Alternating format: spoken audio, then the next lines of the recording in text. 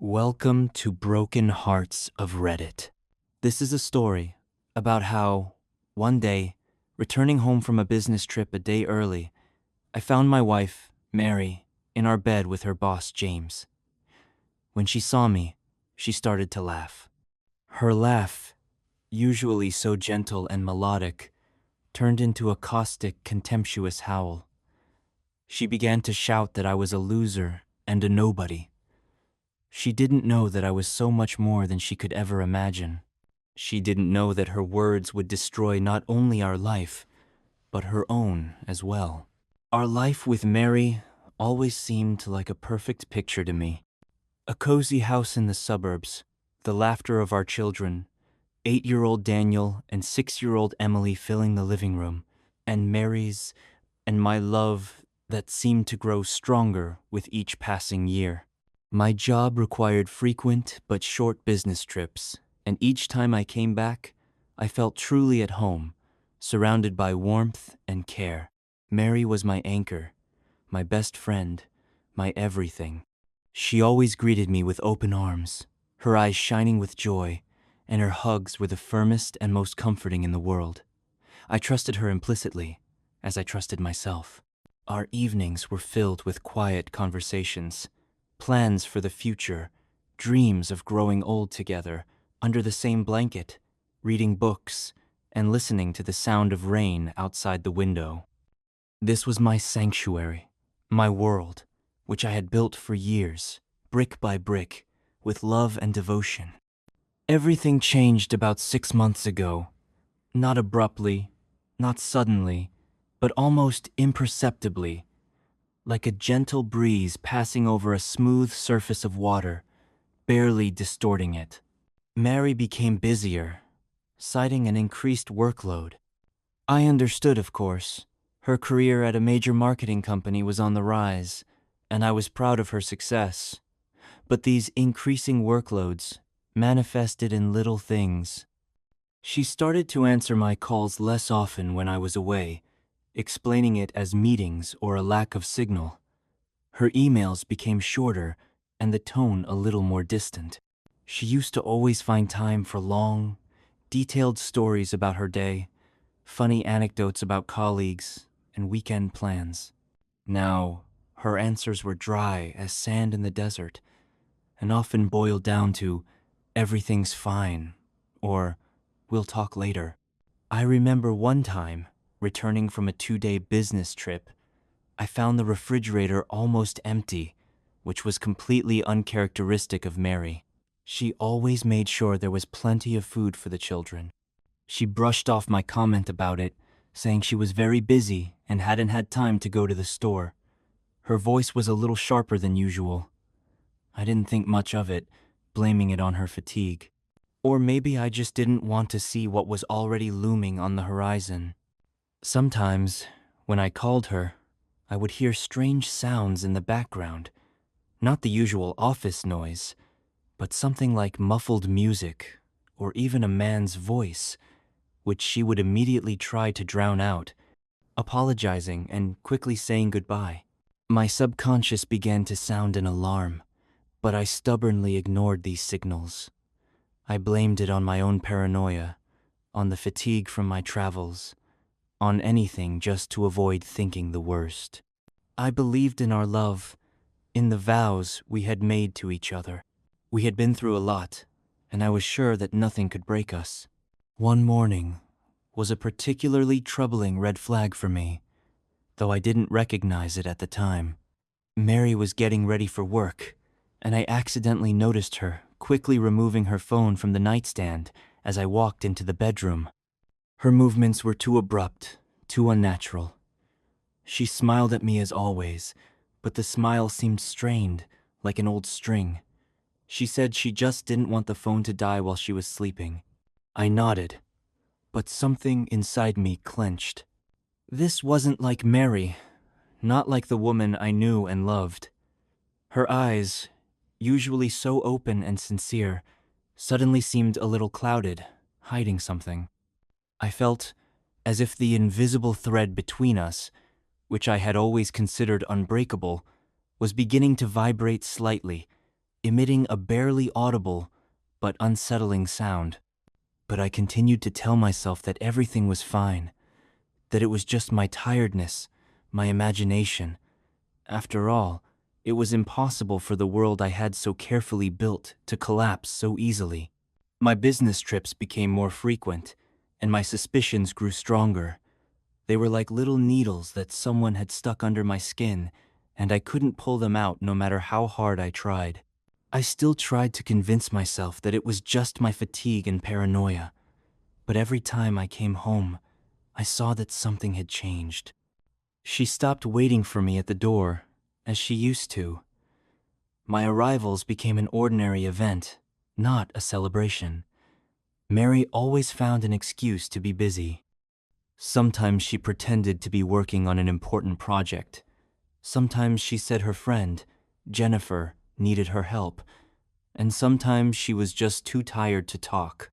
Her smile, once my guiding star, now seemed like a mask, hiding something dark and unpleasant. The most disturbing thing for me was her new daily routine. She used to always go to bed with me, but now she would stay up late, explaining that she needed to finish some reports or just chat with Jennifer. I would wake up in the middle of the night, feeling the cold of the empty space next to me. I would find her in the living room, sitting in an armchair, looking out the window as if she was waiting for something or someone. When I asked what was wrong, she would simply say she couldn't sleep. One day, I found a man's shirt in our bedroom. It wasn't mine. It was made of expensive, high-quality material and smelled of a perfume I didn't recognize, but there were no stains or wrinkles on it. It was simply perfectly clean and was lying on a chair. I immediately became wary. When I asked Mary what it was, she quickly replied that it was her boss's shirt, James. He had supposedly forgotten it after some corporate party, and she took it home to wash it, but forgot. The story seemed so absurd to me that I didn't even argue. I just nodded, and then, when she turned away, I smelled the shirt. The scent of her perfume was mixed with a man's, sharp, yet so subtle. I wanted to believe that it was just my imagination, but deep down, I already knew it wasn't. All this time, I continued to work. My job was very demanding, and I couldn't afford to be distracted. I worked in the financial crime division, and my job was high risk. That's why I couldn't reveal my real profession, even to Mary. I told her I was an investment consultant, that I traveled often for business and did analytics. I was sure she would never know the truth, and this was, on the one hand, a relief for me, and on the other, a heavy burden. It particularly hurt me when she started talking about her successes at work. She spoke of James, her boss, with an admiration that I had never heard in her voice when she talked about me. She talked about his brilliance, his talent, his generosity, and at the same time, she started calling me a loser, a pauper, saying that I would never be able to earn as much as he did. Her words hurt me, but I couldn't tell her the truth. I started to monitor her. I installed a GPS tracker in her car to know where she was going. I checked her accounts, her bank cards. I saw her spending money on expensive things that I had never seen her wear. She was buying herself dresses, bags, jewelry, but she didn't wear them at home. I felt our world, which I thought was so strong, slowly but surely crumbling. I was ready to find out something bad. I knew I wouldn't be able to live with her if she was deceiving me. I was ready for a breakup. But everything turned out to be much worse. During one of my business trips, I received a message from an acquaintance who worked at the same company as Mary. The message said that Mary and James, her boss, had gone on vacation together. At that moment, I felt my world collapse. My heart stopped, and then it started beating with frantic force, as if trying to tear itself from my chest. I felt myself trembling with anger, with pain, with humiliation. I couldn't believe this was happening to me. I couldn't believe that the woman I loved could do this to me. That same evening, I made a decision. I would return home, but not alone, but with a team. I would catch her in the act, and then I would do everything to make her regret her betrayal. I always thought that betrayal was a stab in the back, but in reality, it feels like a punch to the chest that knocks all the air out of you. I flew home, and every hour on the plane was torture. My heart was beating at a frantic pace, and her words echoed in my head. Loser, pauper. I remembered her laugh, her eyes, her touch, and all of it now seemed like a lie. A fake smile, fake hugs, fake love. I couldn't believe that the woman I loved could betray me like this. My business trip was actually a cover for a very important operation, but I cut it short. I simply couldn't continue to work, knowing that my world was falling apart. I knew my team could handle it, and I had to go home. I didn't call her, didn't warn her about my arrival. I just wanted to catch her off guard, to see her true face. I landed at the airport and was met by my colleague, John. He was my best friend and the only person who knew about my work. I told him about my suspicions, and he immediately offered his help. We drove to my house. When we pulled up, I saw her car parked on the street. Its headlights were off, and the lights were on in the house. I felt myself start to shake. I knew I had to be strong, that I had to control my emotions, but it was impossible. I went into the house, and John stayed by the entrance. I didn't want him to see what I was about to see. I walked into the living room. There was no one there. I walked into the kitchen. No one there either. I went upstairs. And that's when I heard the sounds. Not the sounds of music, not the sounds of a TV. It was the sound of laughter. Her laughter, but a different kind. Gentle, a special kind. I felt my heart clench into a fist and then explode. I slowly walked to the bedroom. The door was ajar. I peeked inside. Mary was lying on our bed. She was laughing, and her laughter was so loud, so sincere. James, her boss, was sitting next to her. He was naked, and there were many kiss marks on his body. He was whispering something in her ear, and she was laughing even louder. I felt the world around me crumble. I felt like I was going to be sick. I couldn't believe this was happening. It was like the worst nightmare I could ever have. She noticed me. Her laughter instantly stopped. Her eyes widened in horror, and then she began to look at me with contempt. "What are you doing here, loser?" she yelled. "You were supposed to be on a business trip. You're a pauper. You'll never be able to earn as much as he does. He bought me a car. He bought me this house. He gave me everything I ever dreamed of." Her words were like poison, seeping into my veins, killing me from the inside. I couldn't say anything. I just stared at her naked body, at her face, distorted with anger. I couldn't believe this was the woman I loved. She was a stranger. She was a monster that I had created myself, with my own hands, with my blind love.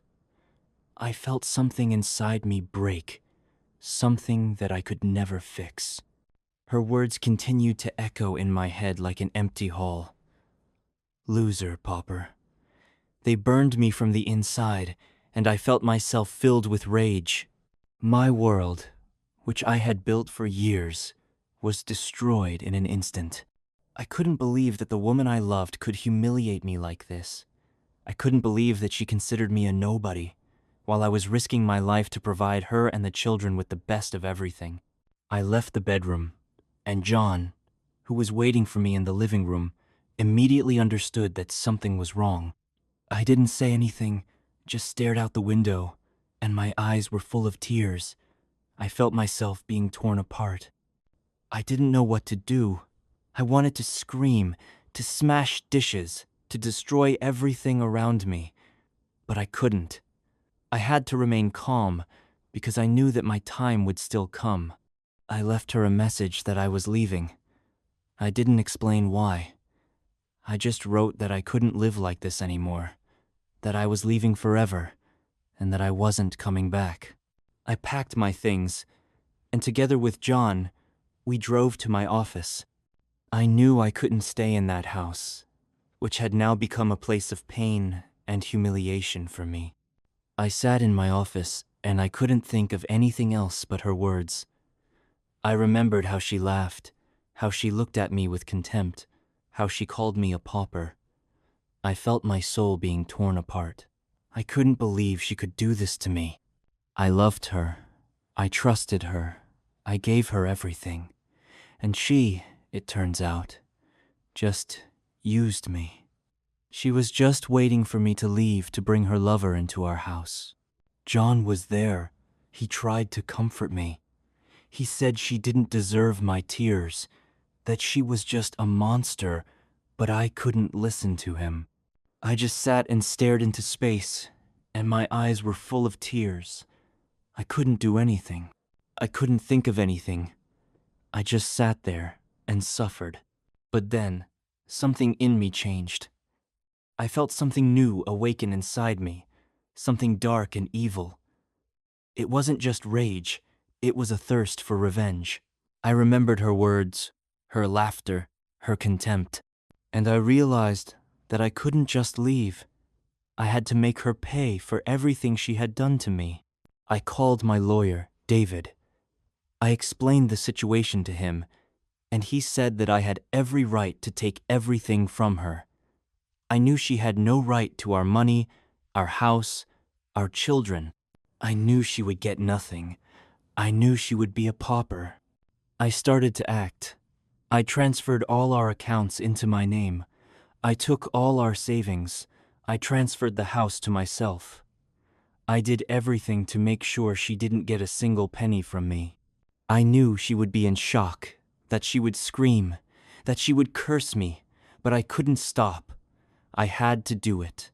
I had to make her pay for her betrayal. I sent her a message saying that I was filing for divorce and that I was taking everything from her. I knew this would break her. I knew she would suffer just as I did, and that was my biggest consolation. I felt myself filled with malice. I felt myself filled with revenge, and I knew I wouldn't stop until she paid for everything. I hadn't seen her for over 2 weeks since I left the house. I didn't care. I was busy taking everything from her. I took everything she had, and even more. I took the children from her. I knew this would be the biggest blow for her. I knew she would never forgive me for this, but I didn't care. I wanted her to suffer just as I did. I knew she would be looking for me.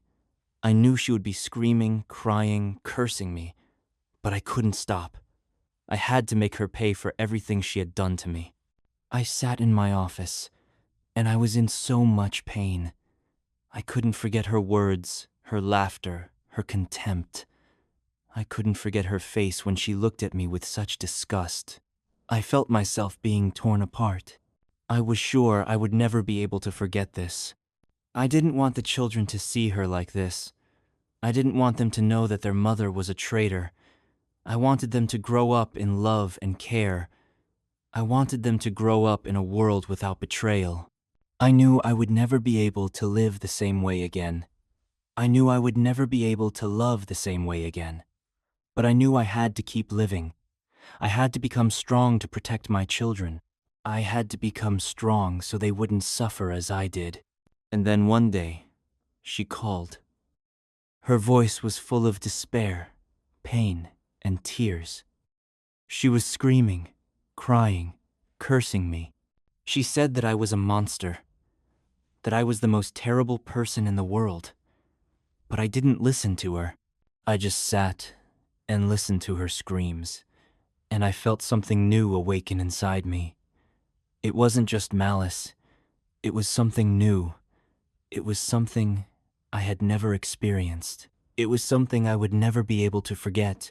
I knew she would never be able to live without me. She would never be able to live without the children. She would never be able to live without the money, without the house. She would never be able to live the way she used to. I knew I had broken her.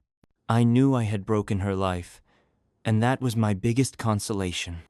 I told her that I was filing for divorce and that I was taking everything from her. I told her that I would never let her see the children again. I told her that I would do everything to make sure she could never live the way she used to. I knew this would break her. I knew she would suffer just as I did, and that was my biggest consolation.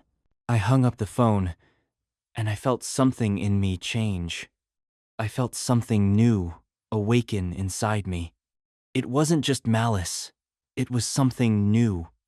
It was something I had never experienced. It was something I would never be able to forget. I knew my life would never be the same again. I knew I would never be able to love the same way again. But I knew I had to keep living. I had to become strong to protect my children. I had to become strong so they wouldn't suffer as I did. This is the story of how one day, after 20 years of a happy marriage, my wife looked me in the eyes and said she had never loved me. She said that for all those years, she had been with me out of pity, for the money, and because she didn't want to be alone. And it was true. But there was another, more terrible truth that she had been hiding. My wife had been living a double life, and I found out about it too late. I learned of her betrayal, of her secret world, when our life had already crumbled into dust. Our house on the outskirts of Boston had always been a sanctuary of peace. I, David, was an engineer, and my life was scheduled down to the minute. Work, the gym, dinner with my wife Elizabeth and our children, Matthew and Sophia, and then reading a book and sleep. Elizabeth taught history at a local school. She was my anchor, my one reliable shore in this turbulent world. We had met back in college. I was a shy nerd then, and she was a star, the life of the party. I couldn't believe my luck when she agreed to go on a date with me, and then chose me from dozens of her admirers. For all 20 years of our life together, I thanked God for that gift. In the mornings, I would leave first, quietly kissing Elizabeth on the cheek so as not to wake her. She would always wake up, smile at me, and I knew our world was okay. After work, I would return home to the smell of a fresh dinner and a warm embrace. On weekends, our whole family would go to the park or drive to the lake or just stay home and play board games. I never doubted her loyalty, her love. I couldn't doubt it. She was my Elizabeth. But lately, I had started to notice strange little things that I initially chalked up to fatigue, to stress. Her laugh, usually bright and open, became somehow nervous, as if she were laughing not from the heart, but just out of habit. She started staying late at work more often, explaining it with checks and reports. I didn't pay much attention to it. Something was always changing in her work, and I trusted her. A shadow appeared on her face, a tiredness that didn't go away even after the weekend. One evening, after we had gone to bed, I woke up to her strange mumbling. She wasn't speaking, but rather whispering something, curled up in a ball. I couldn't make out the words, but I heard some kind of plea, anxiety, and desperation in her voice. I cautiously put my arms around her, and she immediately fell silent. Her body was tense. She quickly calmed down and fell asleep, but I couldn't sleep for a long time, trying to understand what that was. It was as if she was afraid of me, or of someone else. As if she wasn't my Elizabeth. The next day, I asked her again what was bothering her. She replied that she was tired of work, that the children had grown up, and her life had become somewhat monotonous. I couldn't believe my ears. She, who had always talked so enthusiastically about her lessons, about the children, about our plans for the future. She, who loved her home so much, started saying she was tired. My heart twinged. But I quickly dismissed the thought. Just a midlife crisis, I thought. Just fatigue. Just needs more attention and love. I started giving her gifts, telling her how much I loved her, planning romantic weekends. But her eyes, which used to light up with happiness, remained dull. I saw not joy in them, but some kind of pain, some kind of silent despair. It was the first crack in our perfect world, a crack that I didn't want to see, a crack that was slowly, but surely, destroying everything I had built. The strange things began to pile up like a snowball, and each new detail left me with not just doubt, but a burning, unpleasant residue. It was as if I was finding more and more strokes of a foreign, incompatible paint in the flawless picture of our life, as I had seen it. One evening, while sorting through bills, I came across a dry cleaning receipt. Elizabeth usually dropped off the clothes herself, and I never delved into these details, but this time something caught my attention. The receipt listed a men's coat, an expensive wool one, with the note German fabric. I knew Elizabeth sometimes helped her brother, who lived alone and wasn't very tidy, but he always wore cheap jackets, and he never owned a coat. I didn't ask her that evening. I just put the receipt back in its place, and some ridiculous thought, which I didn't want to articulate, was already swirling in my head. The next day, I decided to stop by Elizabeth's work to have lunch together. It was an old ritual of ours that we had stopped observing when she started staying late. I wanted to revive it, wanted to get back the closeness that I felt was slipping away. I arrived at the school and saw her car in the parking lot. I was about to text her, but then I saw her coming out of the school not alone. A tall, elegant man was walking beside her, helping her carry a stack of books. He was laughing, and she, my Elizabeth, whom I knew to be reserved and even a little shy, was laughing back so brightly and carefree as she hadn't for many months. She suddenly stopped and ran her hand over his forearm, lingering for a moment. That gesture, so casual and intimate, squeezed my heart. I sat in the car, unable to move, and watched this scene that seemed unreal to me. Then they said goodbye, and the man walked to his car, while Elizabeth went to hers. She got in the car, but sat there for another minute, looking out the window, and there was such a peacefulness, such a softness on her face, that it became unbearable. I started my car and drove away, never meeting her. Then there were other little things. She started buying expensive perfume, new dresses that I had never seen her wear. She said it was for work, for school events, but I didn't believe it. I saw that she was trying to be attractive, not for me, not for us, but for someone else. I saw that her eyes, which used to shine with joy when she saw me, now only glimmered faintly, like two extinguished coals. One weekend, while Elizabeth was shopping, as she told me, I decided to clean our shared study. Her desk was there, which was always in perfect order, but I noticed that something had changed in one of the boxes with her old things. I had never been a person to snoop on my wife, but this time I couldn't resist. I opened the box and saw an envelope. Inside were several photos. In one of them, Elizabeth was with the same man I had seen at the school.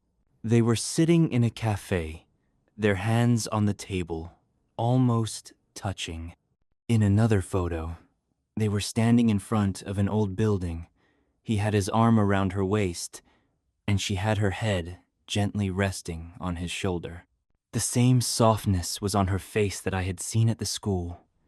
In that moment, I understood everything.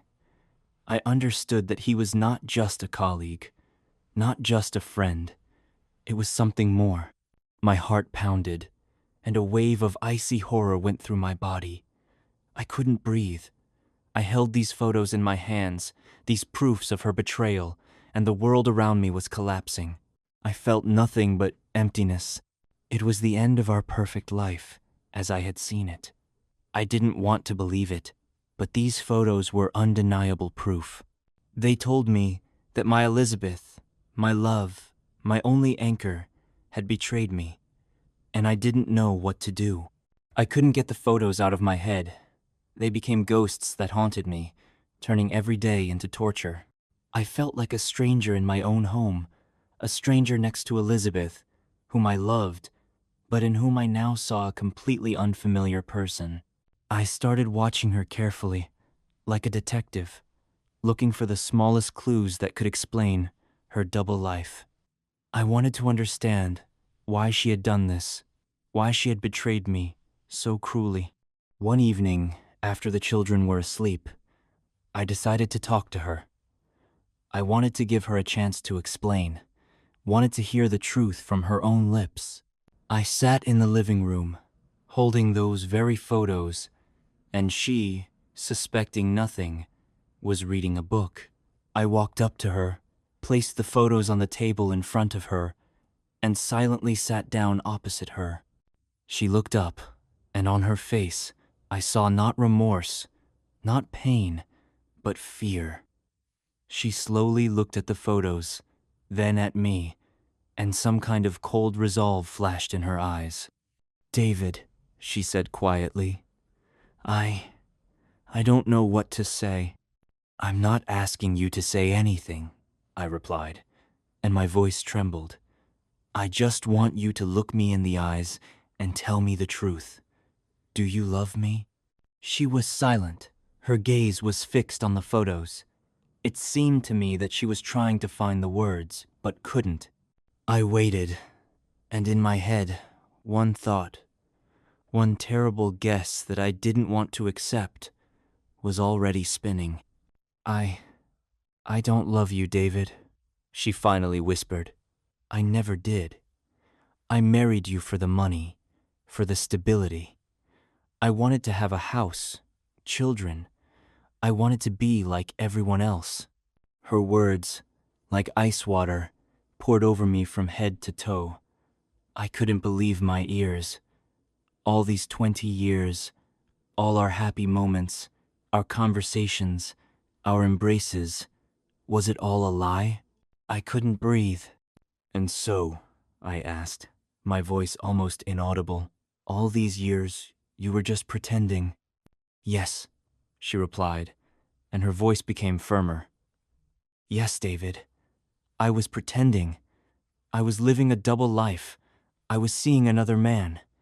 He loves me, and I love him. I can't live this lie anymore. I'm leaving." She stood up and went to the bedroom to pack her things.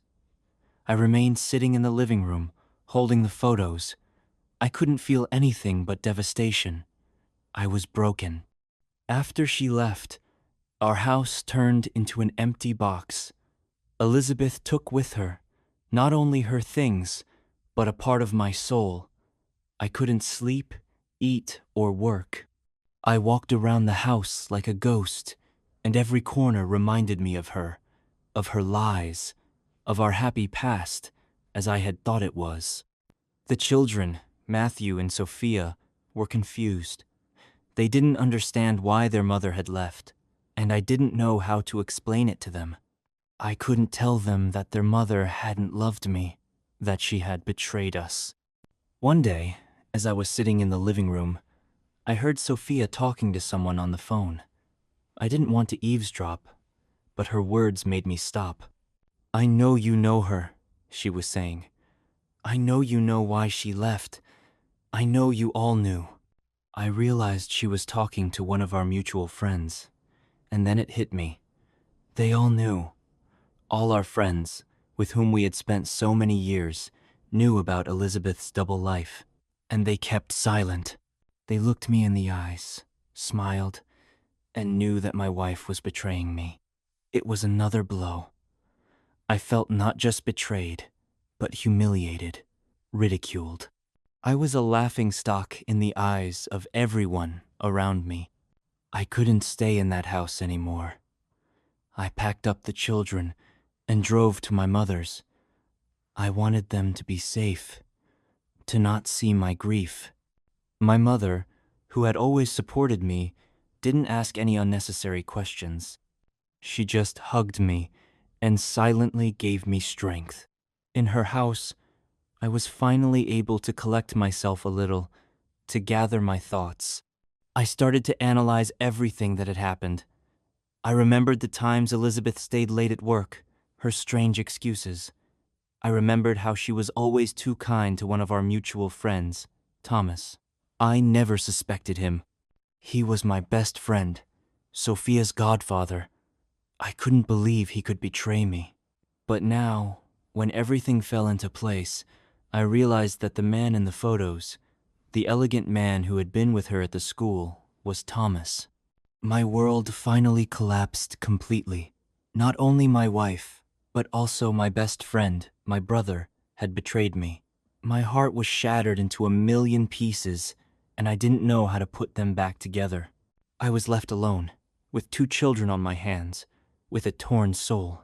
Years passed. Years filled with pain, bitterness, but also with persistent work on myself. Elizabeth's departure and Thomas's betrayal became for me not only the most terrible trial, but also the most powerful push. I threw myself into my work. The field of engineering, in which I had always been good, became my salvation. My children, Matthew and Sophia, became my purpose, my main motivation. I wanted them to have everything that I was deprived of in my time. I wanted them to never know want, to have a bright future. I founded my own company. I worked day and night, not sparing myself. I invested all my strength, all my knowledge, all my soul into my business, and success was not long in coming. My company became one of the leading in its industry. I became a rich, very rich man. I bought the children a new house, enrolled them in the best schools. I learned to live without Elizabeth, learned to love myself. One day, as I was sitting in my office signing some documents, my secretary announced that a woman had come to see me. I looked up and saw her, Elizabeth. She looked different. Her face was gaunt, and there was some kind of confusion in her eyes. She stood before me, like a stranger. "David," she said quietly, "I came to talk." I couldn't say anything back. I just looked at her, trying to find the Elizabeth I had once loved. But she wasn't there. She had disappeared, and in her place was a completely different woman. "I found out you've become very successful," she continued. "I saw you in a magazine, and I realized I had made the biggest mistake of my life." Her words, like a slap, made me snap out of it. "A mistake?" I asked quietly. "You call what you did a mistake." "I love you, David," she said, and tears appeared in her eyes. "I always have. I was stupid. I was young." I got up from my desk and walked over to the window. I looked at the city I had built, at the life I had created, and I realized that everything she was saying was a lie. "Elizabeth," I said, without turning around. "Leave." She didn't move. I felt her looking at my back, and I knew she was waiting for some kind of reaction, some kind of words. But I couldn't say anything to her. I had nothing to say to her. "I thought you would want to come back to me," she whispered. "I thought we could start all over again." I turned around and looked her in the eyes. I saw not love in them, but greed, not remorse, but regret for what she had lost. "It's too late, Elizabeth," I said. "Too late. You betrayed me. You betrayed our children. You left us when we were having a hard time. You left for another man, and when you found out I got rich, you decided to come back." But I'm not the David you knew. I am no longer the person who can be deceived." She stood and looked at me, and in her eyes, I saw hatred flare up. She understood that I would not return, that I would not forgive her, that I would not give her a second chance. She turned and left. I watched her go, and I felt a sense of peace in my soul. Finally, I was no longer a victim. I was free. I was happy. I was a father who had done everything so that his children would live in a world where there was no place for betrayal and lies. This was the end, but it wasn't a defeat. It was a victory. My victory. Years had passed. I was no longer the broken man that Elizabeth had left and then tried to win back. I had become someone else entirely. I had built a new life, one that was strong and stable, with no room for betrayal or lies. And it was into this new life that Anna walked one day. She was a teacher at my children's school, where Matthew and Sophia attended, and I felt immediately that she was different. She was so kind and full of light that, for the first time in a long time, I felt at peace. She loved me and my children as her own, and laughter, warmth, and love filled my home once more. My children, who had suffered for so long after their mother left, finally found stability and care. We became a real family. I no longer feared that it would all turn out to be a lie, because all I saw in her eyes was sincerity. As for Elizabeth, I found out about her fate by chance from mutual acquaintances who hadn't stopped talking to me. After Thomas left her, she got married a second time to some wealthy businessman. But that marriage was also unhappy. She left him when he went bankrupt, never finding what she was looking for. She was still chasing money and luxury, but couldn't seem to find real happiness. She was living alone in a small rented apartment, working a job she hated, and, as I was told, often reminisced about our home and our children. I knew she regretted it, but it was too late. I was no longer a victim. I was free. I was happy. I was a father who had done everything to ensure his children lived in a world with no room for betrayal or lies. I had found my happiness, and it was genuine. I was no longer a ghost in my own home.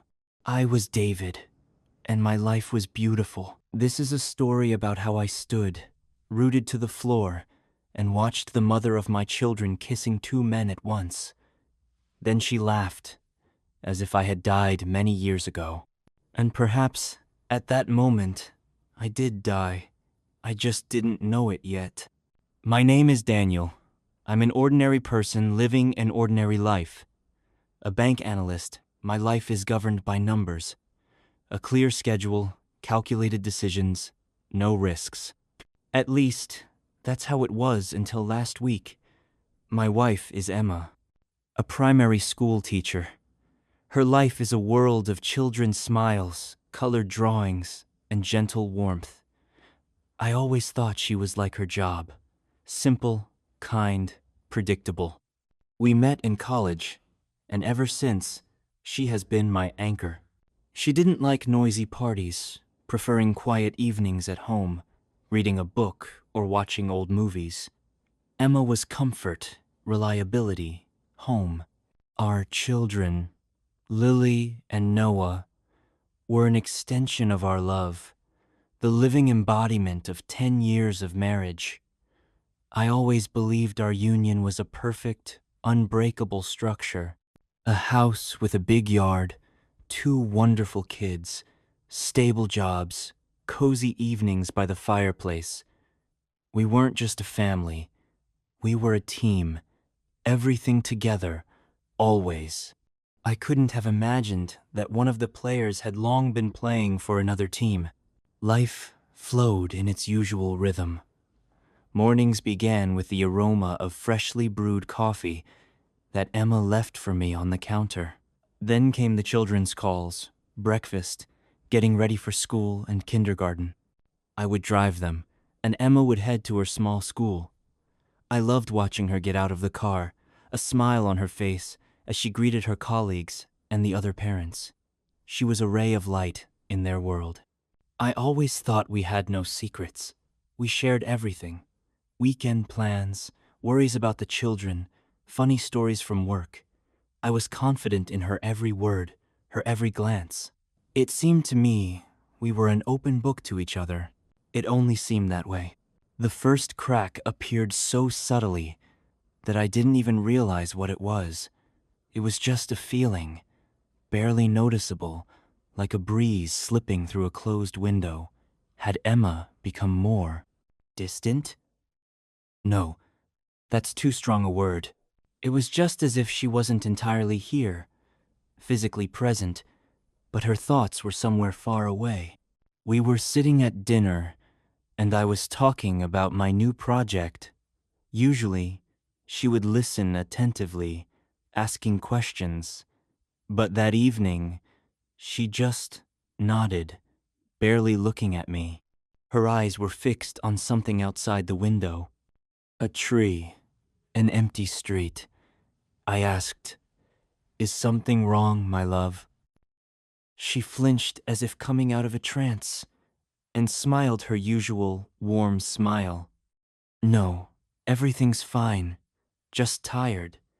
The kids were very loud today." I believed her. Such moments began to repeat themselves. Not often, but enough for me to start noticing. Sometimes I would wake up in the middle of the night and see that she was awake, lying next to me, but her eyes were wide open, staring at the ceiling. "Bad dream?" I would ask. "Yes, something scary," she would reply, clinging to me. And I would be reassured. My Emma, always so sensitive. There were other small things.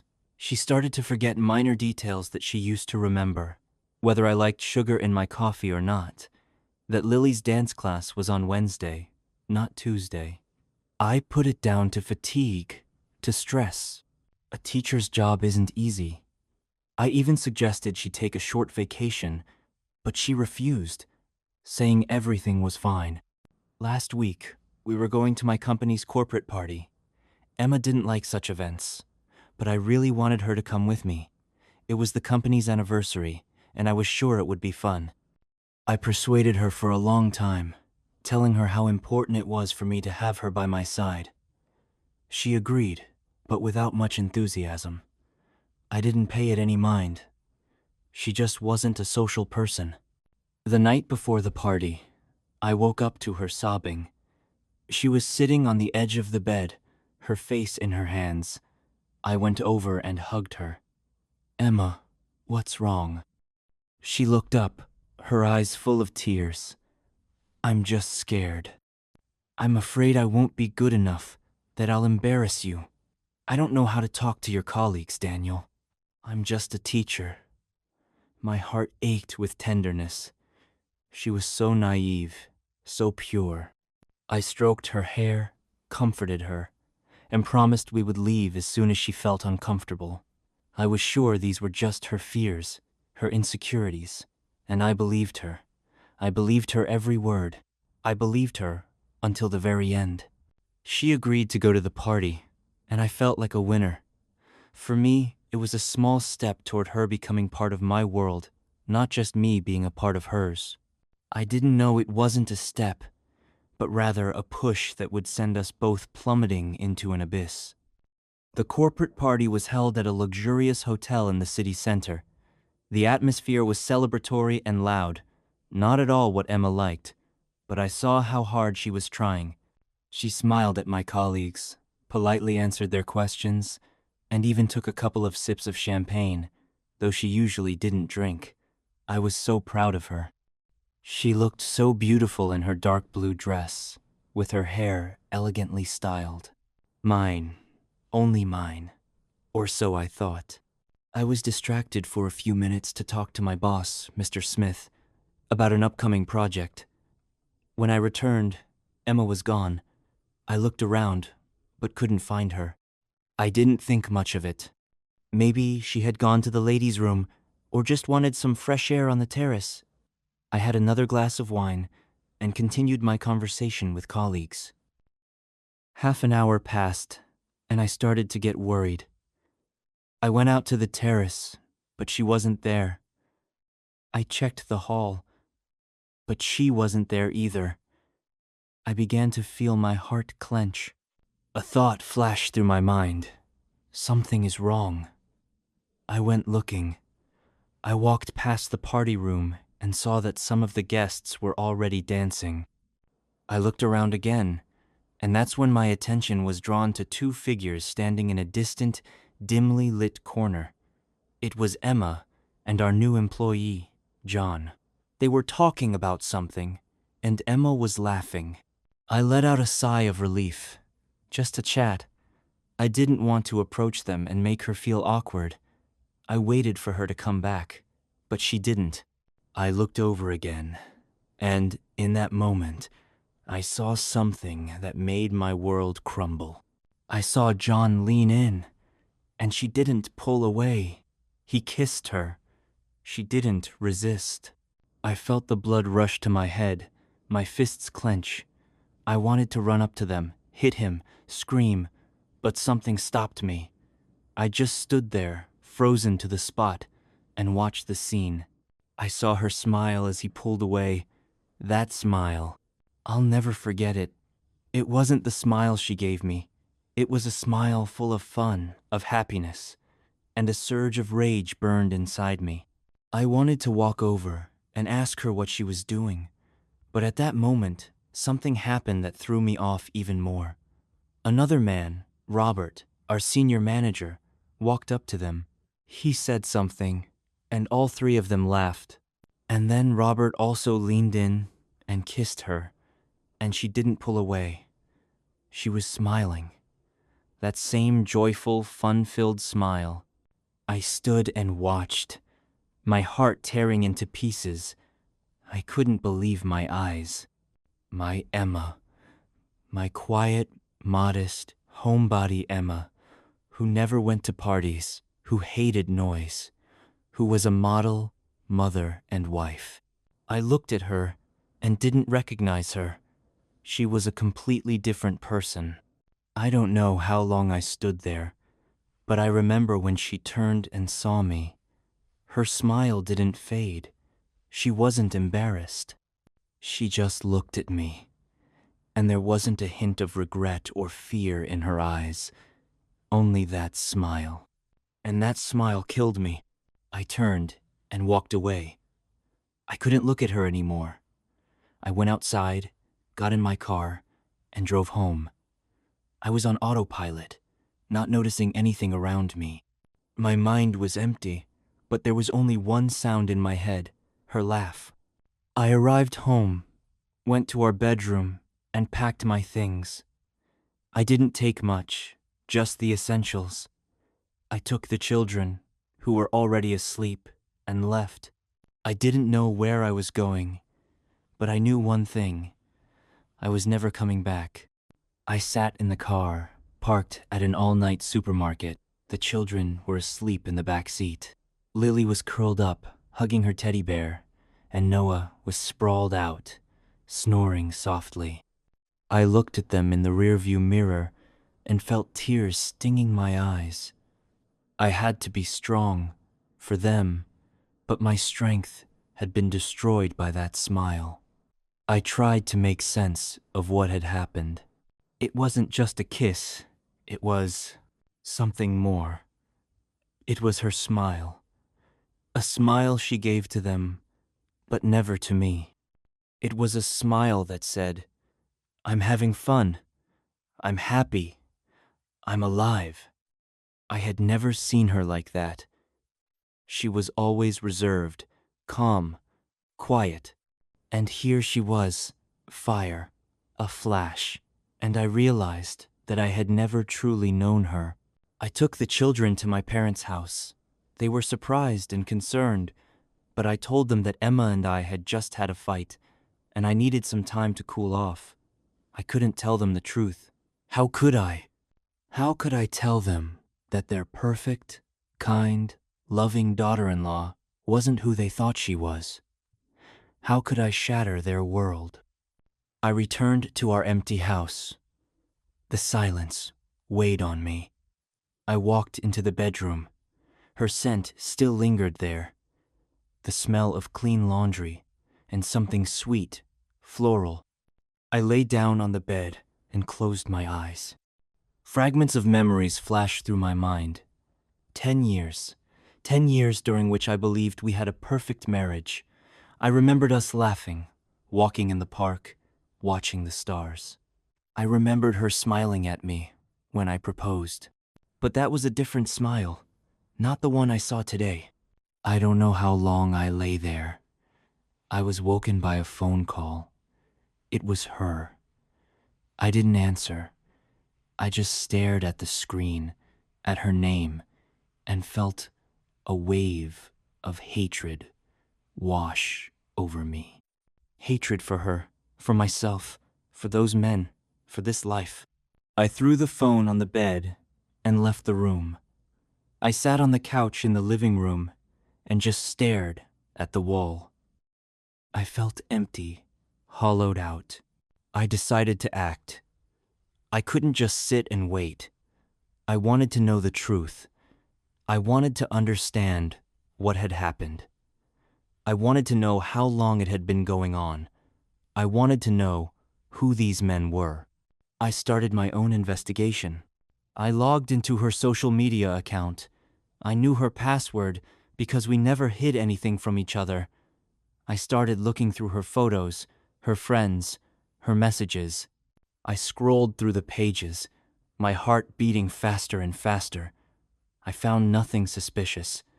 No strange messages, no odd photos, just pictures of the kids, colleagues, family.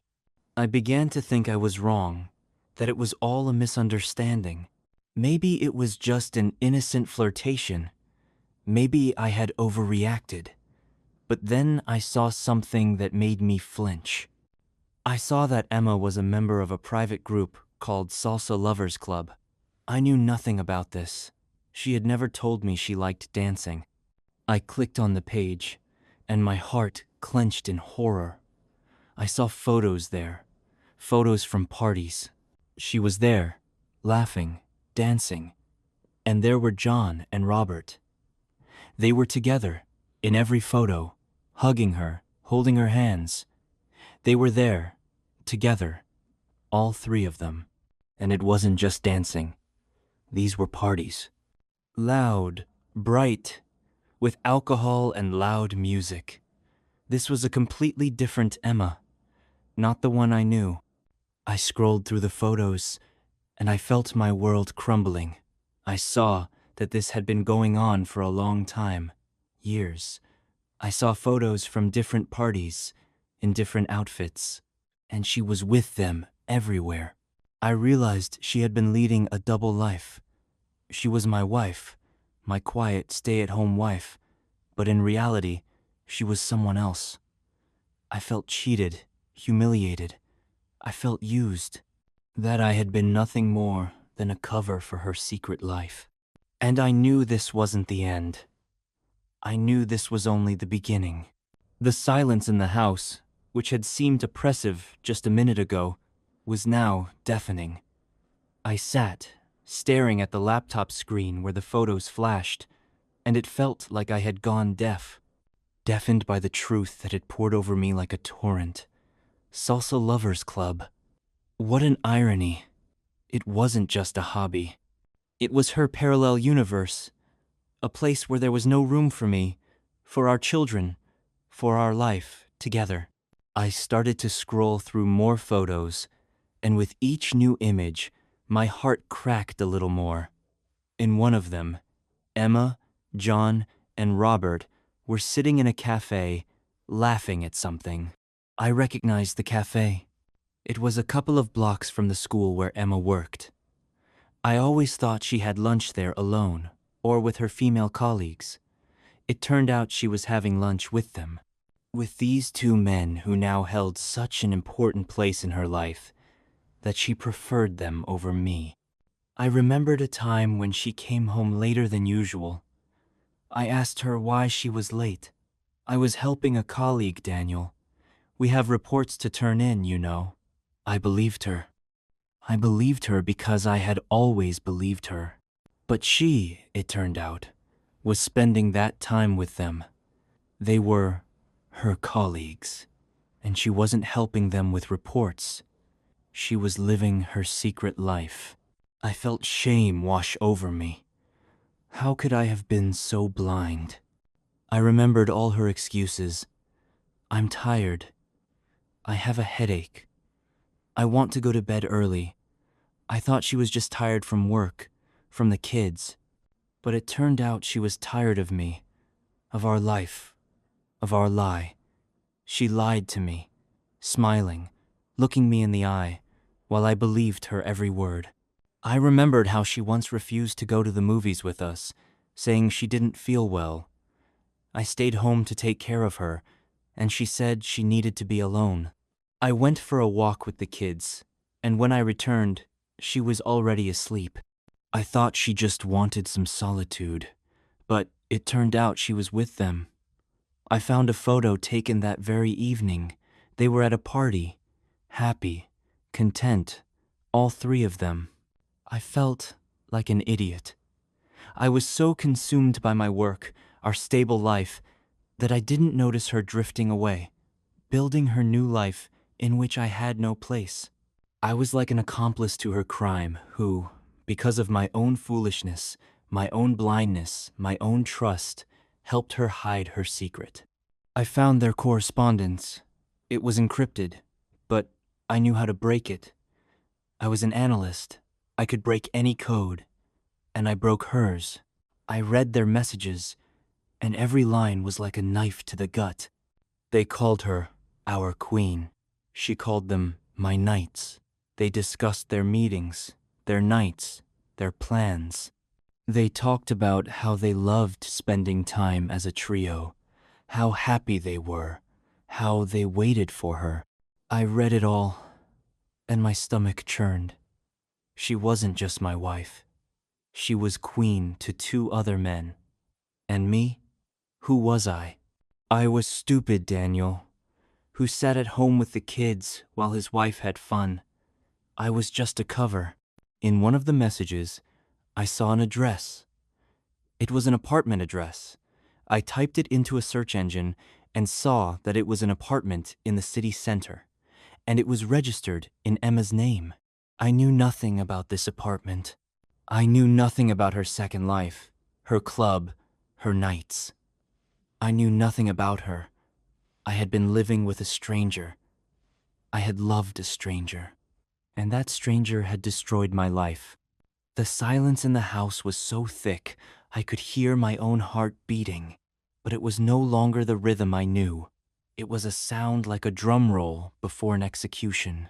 I sat in the darkness, and the photos on the laptop screen glowed like neon signs, illuminating my shattered reality. I typed in the address of the apartment I found in the messages, and the navigation system showed me the route. I knew I had to go there. I needed to see it with my own eyes.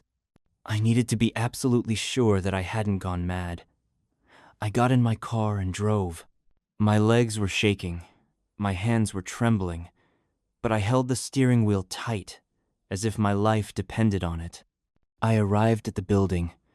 It was an old but well-maintained high-rise in the very heart of the city. I found the right entrance, the right apartment. I stood in front of the door and felt rage choking me. Rage and shame. I raised my hand to knock, but then I stopped. What would I say? Hello, darling. I'm your husband, and this, it seems, is your lover, and this is the second one. What? Working on reports? I lowered my hand. I couldn't do it. I couldn't just burst into their world and destroy it. I was too weak for that. I was too crushed. I went back to the car and just sat there. I watched the window of their apartment, where the lights were on. I imagined what they were doing in there, laughing, drinking wine, dancing, and my heart was breaking. I wanted so badly for this to be a dream. But it was reality, and it was cruel. I spent the whole night in the car. I watched their windows like a television screen, waiting for something to happen. I don't know what I was waiting for. I was just waiting. I was waiting for her to come out, for her to see me, for her to feel some remorse. But she never came out. In the morning, as I was about to leave, John came out of the entrance. He was wearing the same suit as at the corporate party. He was smiling as if he had just had the best night of his life. I felt the rage flare up in me again. I wanted to get out, to hit him, but I held back. I just watched him get into his car and drive away. I waited a little longer, and then Robert came out. He was also in the same suit. He was also smiling. He too got into his car and drove away. I realized they had spent the entire night there, all three of them, in the apartment she bought with our savings. In an apartment I knew nothing about. I felt disgust overwhelm me. Disgust for her, for them, for myself. I went back home. I sat in an armchair in the living room and just stared into the void. I didn't cry. I didn't scream. I just felt the emptiness consume me. I was empty. I was dead. I don't know how long I sat like that. Maybe an hour, maybe two. But then I heard the front door open. It was her, Emma. She walked into the house, and her face was lit up with a smile. The same one I had seen at the corporate party. The smile that had killed me. "Daniel, are you here? I thought you were still at your parents'. I'm so glad you're back. I missed you so much," she said. She came toward me to hug me, but I pulled away. She looked surprised. "Is something wrong?" she asked. "Yes," I said. "Something is very wrong." She looked at me, and there was not a single drop of understanding in her eyes. I just stared at her, at this beautiful woman I had loved for 10 years, and I didn't recognize her. I saw a stranger in her. She was a stranger, and I knew I couldn't live with her anymore. I stood up, took the things I had packed yesterday, and headed for the door. "Where are you going?" she cried. "I'm leaving," I said. "And I'm taking the children." "What are you saying? Have you gone mad?" she yelled, trying to stop me. But I didn't stop. I just walked out of the house. I got in the car and drove away. I didn't know where I was going, but I knew I was driving toward a new life. A life without her. And in this new life, there was no place for that smile. The smile that had destroyed my world. My new life began with a void. I returned to my parents, and their home became not just a refuge, but a place where I could lick my wounds. My mother, seeing my empty eyes, didn't ask any questions. She just hugged me and fed me, like she did when I was a child. My father just sat nearby, watched TV, and sometimes squeezed my hand. They gave me what I needed most: silence and peace. The children adapted quickly. They were so busy playing with their grandparents that they didn't notice my grief. I looked at them, and my heart ached with pain. I couldn't let them see how broken I was. I had to be strong. I had to be their rock. A few months passed. I started to recover. I found a new place to live, not far from my parents' house, so they could help me with the children. It was a small apartment, but it was ours. Mine and the kids. I went back to work, but my job no longer brought me joy. I was like a machine. I did my job, but my soul was empty. One day, when I was picking the children up from school, I met her. Her name was Sarah. She was a teacher at the same school Lily attended. She wasn't like Emma. She wasn't bright and loud. She was quiet, calm, and there was kindness in her eyes. We started to talk. At first, we just exchanged a few words when I was picking up the children. Then I started to stay a little longer. We talked about everything. She was very attentive. She listened to me, and I felt that she understood me. She was so gentle, so caring. She didn't try to replace Emma, but she became for me and the children what I had always thought Emma should be: home. The children loved her immediately. She played with them, read them books, helped them with their homework. She wasn't a mother to them, but a friend, and I saw them blossom. They became happier, calmer, and so did I. I felt that my heart, which had been like a frozen block of ice, was beginning to thaw. One evening, as we sat on the couch, I told her the whole truth. I told her about the corporate party, about Emma, about her double life. I told her how I found their messages, about her sleeping with two men. I was ready for her to turn away from me, for her to leave. But she didn't. She just took my hand and said, "It's not your fault. You loved her, and you believed her. It's her fault." I started to cry. I hadn't cried since the day I left our house. I cried because I felt that I wasn't alone. I found a friend of mine who was a police officer. I told him the whole story. He looked at me with sympathy. He said he would see what he could do. A few days later, he called me. "Daniel," he said, "I found something. Your wife. She wasn't just sleeping with them. She was an escort. She worked for an agency. And those two men, they were her clients." I froze.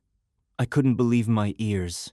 Emma, my Emma, a primary school teacher, the mother of my children. She was selling herself for money. I felt a new wave of disgust wash over me. For her, for myself. I had been so blind. I don't know what happened to her. I don't want to know. I heard she lost her job. I heard she was left alone. I heard she never found happiness. But I don't care anymore. I have let her go. I have let go of my pain. I have let go of my hatred. I realized that I needed to move on with my life. I realized that I needed to be happy. For my own sake. For the sake of my children. For the sake of Sarah. She became my light at the end of the tunnel. She showed me that life can be beautiful, that love can be real, and that I am worthy of happiness. This is a story about how, the day before my wedding, my fiancé cheated on me with my brother, and how, the next day, I showed a video of it to the entire wedding party. But sitting here now, in an empty apartment, I realize it all started much earlier. I just didn't want to see it. I still remember that day. The sun filled the living room with a soft, golden light. Maggie, my Maggie, was laughing, sitting on the floor surrounded by scattered photographs. We were choosing pictures for our wedding slideshow. Pictures of our life together. Our journey that began with an awkward introduction in a university library and led us here, to the threshold of a shared life. I looked at her sea-green eyes, at the strand of blonde hair falling on her cheek, and thought I was the luckiest man on earth. We were the perfect couple. Everyone said so. I, a successful architect, she, a talented artist. We complemented each other like two parts of a whole. Our life was like a meticulously built house, where every detail was in its place, creating harmony and comfort. Evenings spent discussing the future layout of our home, morning runs in the park, quiet candlelit dinners. All of it seemed like an unshakable foundation for our happiness. I loved watching her when she painted. Her focused gaze, the smooth movements of her brush, the way she would bite her lip as she added the final touches. She was painting our dreams, our future. One of the canvases depicted the house I had designed. On another, it was us, standing on a seashore with a crimson sunset on the horizon. She always said her paintings were a reflection of her soul, and I believed that soul belonged entirely to me. Our house was filled with her work, each piece permeated with love and warmth. I proudly showed them to my friends and colleagues. I loved how she would get shy, but a sense of pride was visible in her eyes. My brother, Ben, was my best friend. He was 2 years younger than me, but we had always been inseparable. We went through all our childhood adventures together, supported each other through teenage troubles, and now shared the joys and sorrows of adult life. He was the best man at my wedding. We often spent evenings together, the three of us, laughing, reminiscing, and making plans for the future. Maggie loved Ben, and he loved her. At least, that's what I thought. I liked that they got along. It made my life even more complete and happy. They often talked, discussing art and music, and I saw it only as confirmation that the people I loved most had found common ground. But for some time, something had changed. It was barely perceptible, like a faint breeze you don't know where it's coming from. Maggie became more pensive. Sometimes, I would find her frozen in the middle of the room, staring into nothing. When I asked what she was thinking about, she would just smile and say she was lost in her work on a new painting. Her smile was as beautiful as ever, but it lacked the spark I was used to. It became like a beautiful mask, hiding something strange and unfamiliar. She started staying late in her studio. Before, she would often call me in, show me what she was working on, and we would talk for hours while she created. Now, the door was closed, and she would ask me not to enter, saying she needed to focus. I respected her creative process, but the feeling that something was gone settled in me. I missed our closeness, our conversations. I tried to convince myself it was just pre-wedding stress, that she was worried and needed more personal space. But somewhere deep inside me, a small crack began to grow. I remember one evening I caught her in the studio when she thought I was asleep. She was sitting by the window gazing into the darkness, her face lit by the dim light of a street lamp. I didn't see the joy and anticipation a bride should have just a few days before her wedding. Her face was pale and tense, and in her eyes, I saw something that made my heart clench with an inexplicable pain. It was like sadness, but not the kind you can share. It was a deep longing, as if her soul wasn't here, but somewhere far away. I didn't ask her anything. I just went back to bed, pretending to be asleep, but I couldn't sleep anymore. I lay there, staring at the ceiling, and felt that small crack inside me becoming deeper. I couldn't explain what was bothering me. It was just a feeling. The feeling that something was wrong, that in our perfect, meticulously built house, a crack had appeared, through which a cold, foreign air was seeping in. This crack began to widen. Not rapidly, but slowly, like a spiderweb on an old window, becoming more noticeable with each passing day. Small, seemingly insignificant things that, in total, began to form something unsettling. Maggie started to forget. Unimportant things, I thought then. She might forget we agreed to go to the movies, or that we had dinner with my parents. Before, she was the epitome of organization. Her calendar was booked months in advance. Now she seemed distracted, as if her thoughts were far away, and it was difficult for her to return to reality. I attributed it to wedding preparations, to stress. But in her eyes, there was no bride's worry, but some strange detachment. I started to notice she was avoiding physical contact. She used to always hold my hand when we walked. Now, if I tried to take her hand, it felt tense, as if she wanted to slip away. Kisses became fleeting, and hugs were short and lifeless. I felt an invisible wall growing between us, and I didn't know how to tear it down. One evening, when I came home from work, Maggie wasn't there. A note on the kitchen table read, "Went to my parents, will be back tomorrow morning. Don't worry, love, Maggie." I was surprised. She had never left without warning before. I called her, but her phone was off. I started to worry. I called her mom. After a long pause, she said Maggie hadn't been there. That night, I couldn't sleep. I sat in the living room, staring into the darkness, and the small crack inside me turned into a huge chasm I didn't know how to avoid falling into. In the morning, just as I was about to call the police, she appeared. She walked in, as if nothing had happened, with a fleeting smile. I asked her where she had been. She said she decided to go to a friend's place to discuss wedding dresses and forgot to tell me.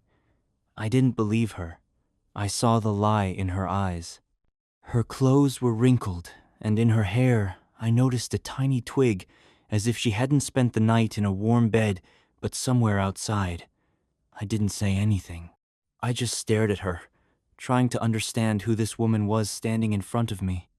She was my Maggie, and yet she wasn't. I started to watch her, not openly, but so she wouldn't notice. I knew it was wrong, but I couldn't stop myself. My jealousy and suspicion grew like a wild weed. I started paying attention to Ben. He had changed too. He became more withdrawn, avoiding my eyes. When we were together, the three of us, there was a strange tension between them that I hadn't noticed before. Their glances would meet for a fraction of a second, and then they would both look away, as if they were afraid I would see something. One evening, when Ben and I were playing poker, I noticed a small scratch on his hand.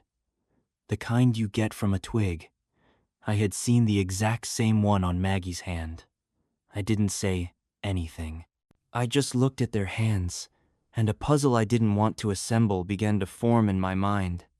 The wedding was approaching. I felt like a taut string, ready to snap at any moment, but I continued to pretend that everything was fine. I smiled when Maggie talked about our future children. I pretended not to notice her detachment. I was building a house that was already starting to crumble. On the eve of the wedding, we had a dinner with our parents and friends. Everyone was cheerful and happy, anticipating the celebration. Only I felt alone and empty. I watched Maggie and Ben. They sat next to each other, talking about something. I noticed her fingertips trace his hand. It was so fast, so subtle, that no one but me would have seen it.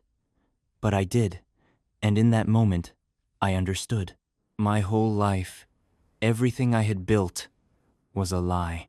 All this time, while I thought we were together, she was with him, my brother. I felt the world around me collapse. The guests, the parents, the laughter, it all became unimportant. I looked at them, at their faces, and saw only betrayal. I couldn't take it anymore. I got up from the table, said I needed some air, and left. I walked through the city at night, not knowing where I was going. I felt like I was in a nightmare I couldn't wake up from. I didn't want to believe. I couldn't believe that the two people closest to me could do this. The next 24 hours were the longest and most tormenting time of my life. I returned home only in the morning. Maggie was sleeping, curled up like a child. I stood over her, looking at her face, and felt hatred battling with love. Fragments of memories swirled in my head, now taking on a completely different meaning. All their accidental meetings, the long conversations that stopped when I walked into the room, their jokes that only the two of them understood. Her creative crises when she locked herself in the studio and didn't want to be disturbed. And his, Ben's, strange behavior, his awkward attempts to avoid my gaze. None of it was a coincidence. It was a carefully planned performance where I was the main character, unaware of my role. I couldn't sleep. My mind was in complete chaos. I didn't know what to do. I could have made a scene right then. Woke her up, thrown all my suspicions in her face, seen her scared, lying expression. But that would be too simple. I didn't just want a scene. I wanted the truth. I wanted to know everything. How long had this been going on? Why? I wanted them to pay for their lies. My hands trembled with anger. I decided I needed proof. Not just suspicions, but something undeniable. Something that would force them to confess, that would leave them no chance. I frantically started to recall all their strange actions. I remembered Maggie once saying she had lost her favorite flash drive with her sketches. She was very upset. I hadn't thought much of it then. But now I suddenly understood. I knew where she kept such things. I went to her studio. The door was ajar. I walked in, and my heart began to pound wildly. On her desk, I saw a folder. Inside were drawings, not the ones she had shown me. These were drawings of Ben, his profile, his hands, his smile. They were made with such love and tenderness that my throat tightened. In one of the drawings, they were together. He was hugging her, and she was leaning against him. On the back, I saw an inscription, "Our secret." I felt sick. But that wasn't all. In the corner of the room, I saw an old camera. We had bought it a few years ago, but barely used it. It suddenly occurred to me that I should check it. My hands were shaking so much, I could barely turn it on. I scrolled through a few videos of our parties and old family gatherings, and then I came across something completely different. It was a video taken yesterday. The recording was made in some old house. I immediately recognized the place. It was an abandoned lakeside cabin that had once belonged to my grandfather. It was far from the city, and no one ever went there. They were in the video, Maggie and Ben. I saw them laughing, hugging, kissing. I watched it, and a numbness came over me. I didn't feel pain. I didn't feel anything. I was looking at them as if they were strangers. I saw my fiancé and my brother betraying me, and I couldn't move. When the video ended, I sat in the darkness, and my mind was completely blank. I didn't cry, I didn't scream. I just sat there, and an icy silence settled in my soul. I knew I had to act, but I couldn't just lash out. That would be too merciful. I wanted them to feel what I was feeling. I wanted them to see their world crumble, just as mine was. And then a plan was born in my mind. A plan filled with pain, vengeance, and despair. A plan that would destroy them, and perhaps myself as well. The wedding day. The sun, which had seemed golden and gentle just yesterday, shone cold and mercilessly today. I looked at myself in the mirror. The suit fit perfectly, but inside I was shattered into 1,000 pieces. My face wore a mask, carefully crafted and rehearsed, a smile that didn't reach my eyes. The happy groom, who was supposed to be entering a new life, was actually preparing for his death. Maggie was beautiful. The white dress, the delicate veil, the eyes that were once full of love, now held only a flutter of what seemed to me like fear. She looked at me, and in her gaze, I saw a plea for forgiveness, or a plea for me not to know. I couldn't understand. I just nodded at her and pulled the widest of my fake smiles onto my face. She exhaled with relief. I saw it. I thought about Ben. He stood next to me, my best man. He looked at me, and in his eyes, I saw the same thing, a mix of fear and hope that I knew nothing. His hand rested on my shoulder. I felt its weight, as if he was pressing down on me with all his betrayal. I didn't say a word. I just looked at him, and only one thought circled in my mind. You betrayed me. You betrayed my love. You betrayed our friendship. During the ceremony, when the priest spoke of love, loyalty, and trust, I wanted to scream. I looked at Maggie, who was vowing eternal love to me, and felt fury overwhelming me. My heart was pounding in a frantic rhythm, and only one voice echoed in my head. A lie. It's all a lie. After the ceremony, we went to the reception. The atmosphere was incredible. Everyone was laughing, dancing, and congratulating us. My parents, her parents, our friends, everyone was happy. And only I, standing in the center of this celebration, felt utterly alone. I waited for the moment when all the guests were seated at the tables. Time for toasts and congratulations. My father gave a touching speech about how happy he was for us. Maggie's mother, tearfully, spoke about how wonderful and kind she was. And then it was Ben's turn. He stood up, holding a glass. He was smiling, but I could see his lips trembling. My brother, my beloved Maggie, I am so happy for you both. I know you will be the happiest couple in the world, he said. He raised his glass, and in that moment, I felt the fury I had held back for so long erupt. I couldn't take it anymore. I stood up, took the microphone, and said, "Thank you, Ben. You're right. We will be the happiest couple in the world. But I want to show everyone something, so you can all understand how much we love each other." Maggie looked at me with confusion. Ben froze. I walked over to the projector, which was supposed to show our wedding slideshow, and plugged in my flash drive. I pressed the play button.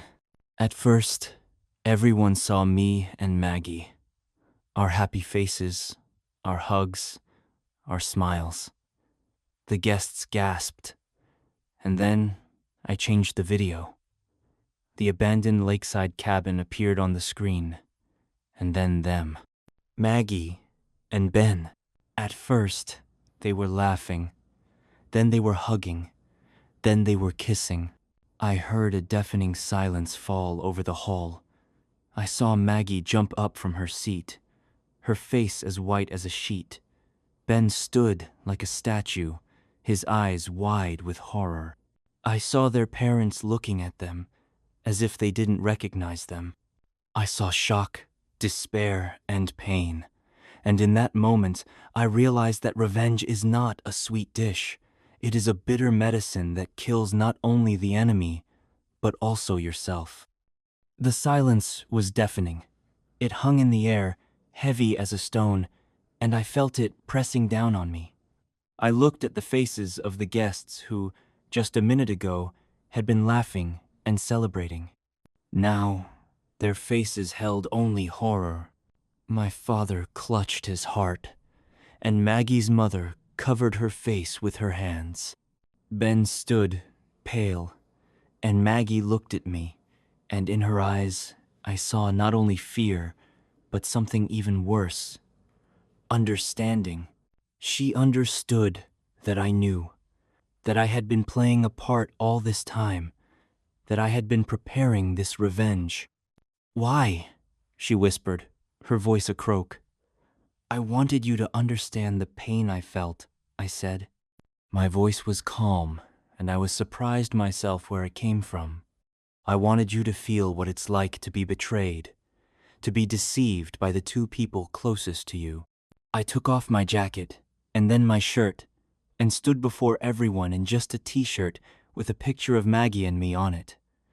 I looked at her eyes, which were now filled with tears, and then I turned to Ben. He stood with his head down, as if awaiting execution. "You are my brother," I said, and my voice trembled. "I loved you. I trusted you. I thought we were forever." I walked over to the table, picked up a bottle of champagne, and smashed it on the floor. The glass shattered into 1,000 pieces. The sound was as sharp as the pain in my heart. "This is what you did to my life," I said, looking them in the eyes. "You shattered it into 1,000 pieces that I will never be able to put back together." I turned and walked to the exit without looking back. I heard screams, sobs. I heard someone trying to stop me, but I couldn't stay there anymore. I went outside, and the cold wind hit my face. It brought no relief.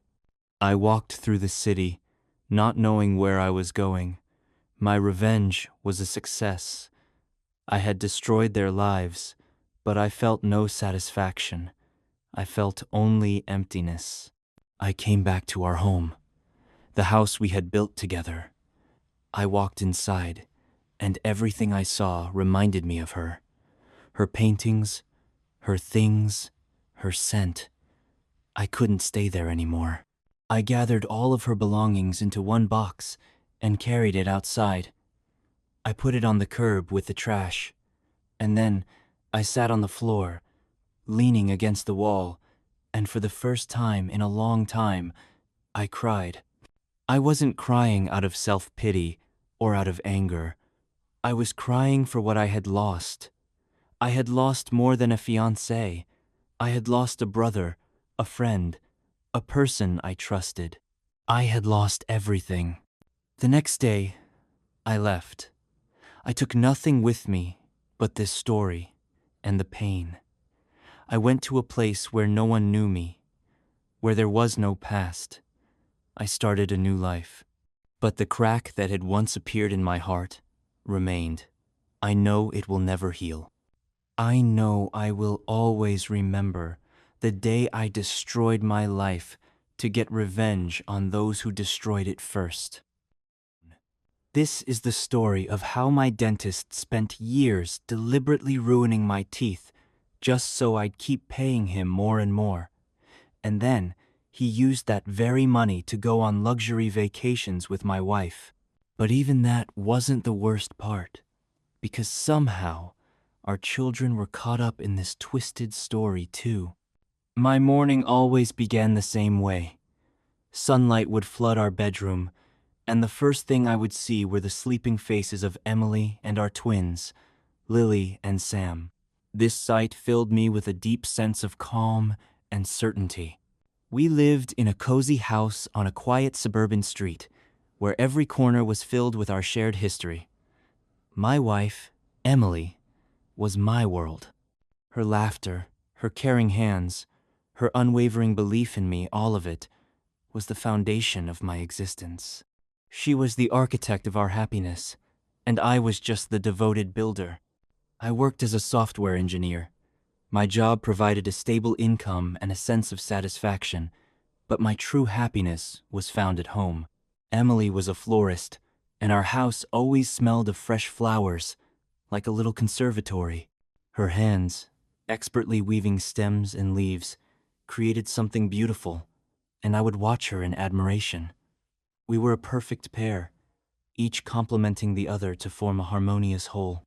Our children, Lily and Sam, were our joy, the embodiment of our love. They were 7 years old, and every day they brought new discoveries, new questions, and new bursts of unbridled energy into our lives. We built forts out of blankets, read bedtime stories, and rode bikes in the park, laughing until our sides hurt. Our life was like a perfectly tuned machine, where every gear worked in sync without a single hitch.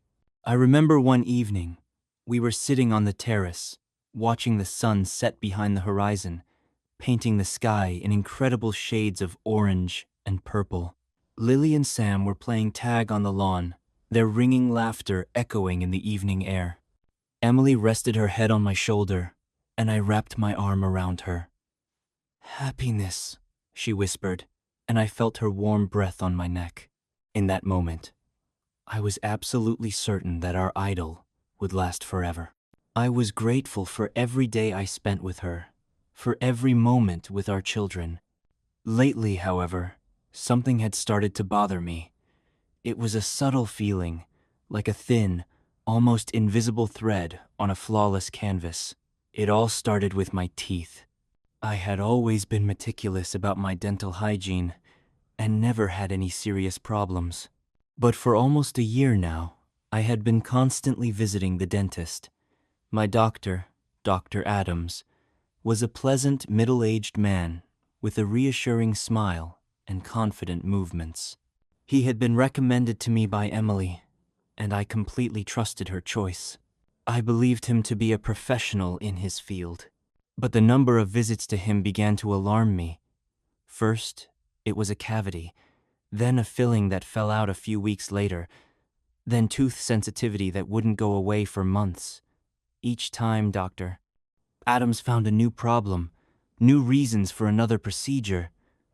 "John, your teeth require special attention," he would say with a serious look, and I would nod, believing every word. I attributed it to stress or age, as these things happen.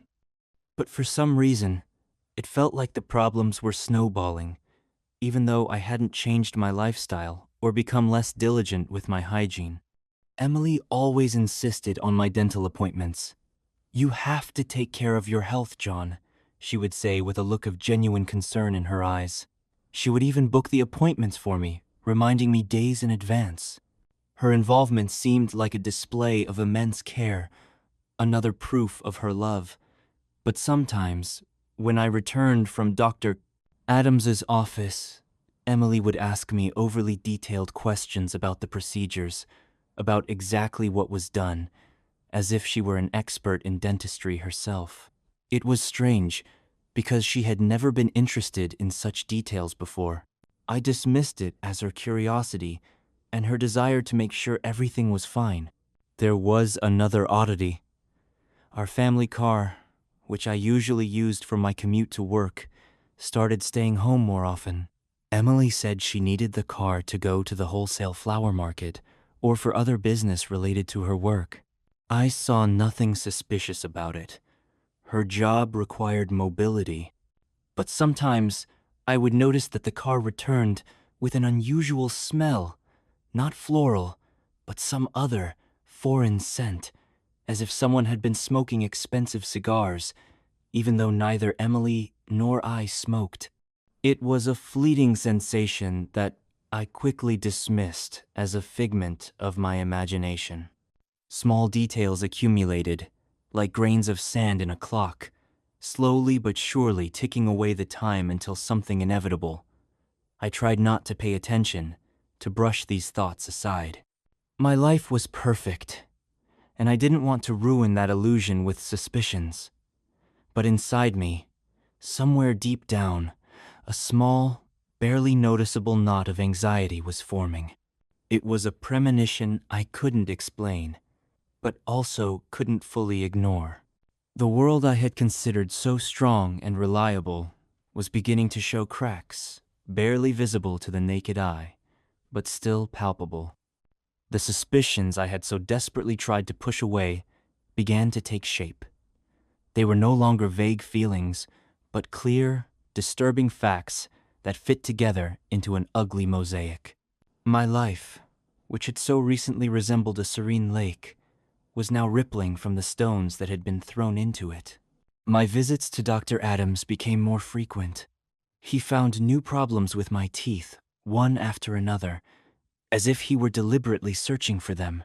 First, a cavity, then a filling that fell out, followed by sensitivity that wouldn't go away, and now the need for complex root canal treatment. Each time, I left his office with a feeling of being robbed. Not just financially, though the bills were huge, but physically. My teeth, which had always been in perfect condition, were being turned into ruins. One day, after another appointment, I found a small but heavy book in her handbag. I didn't want to invade her privacy, but curiosity got the better of me. It was a dentistry textbook. I flipped through a few pages and was filled with a strange feeling. It described the very procedures Dr. Adams had been performing on me, with detailed illustrations. Could Emily have decided to study dentistry because of my problems? Or was she preparing for something? I dismissed the thought as absurd. It was probably just a coincidence. Maybe she bought it as a gift for someone? I tried to convince myself of this, but the worm of doubt had already burrowed a deep hole within me. Another strange thing was her frequent absences. We used to spend evenings together, putting the kids to bed, watching movies, talking about our day. Now, she often started saying she was staying late at work. "A big wedding order, John. I need to get the flowers ready," she'd say, kissing me on the cheek before she left.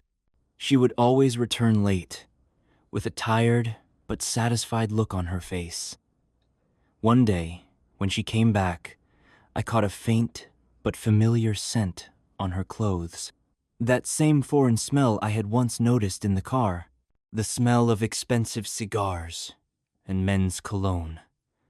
This smell was like an imprint left by someone else on her skin, on her clothes.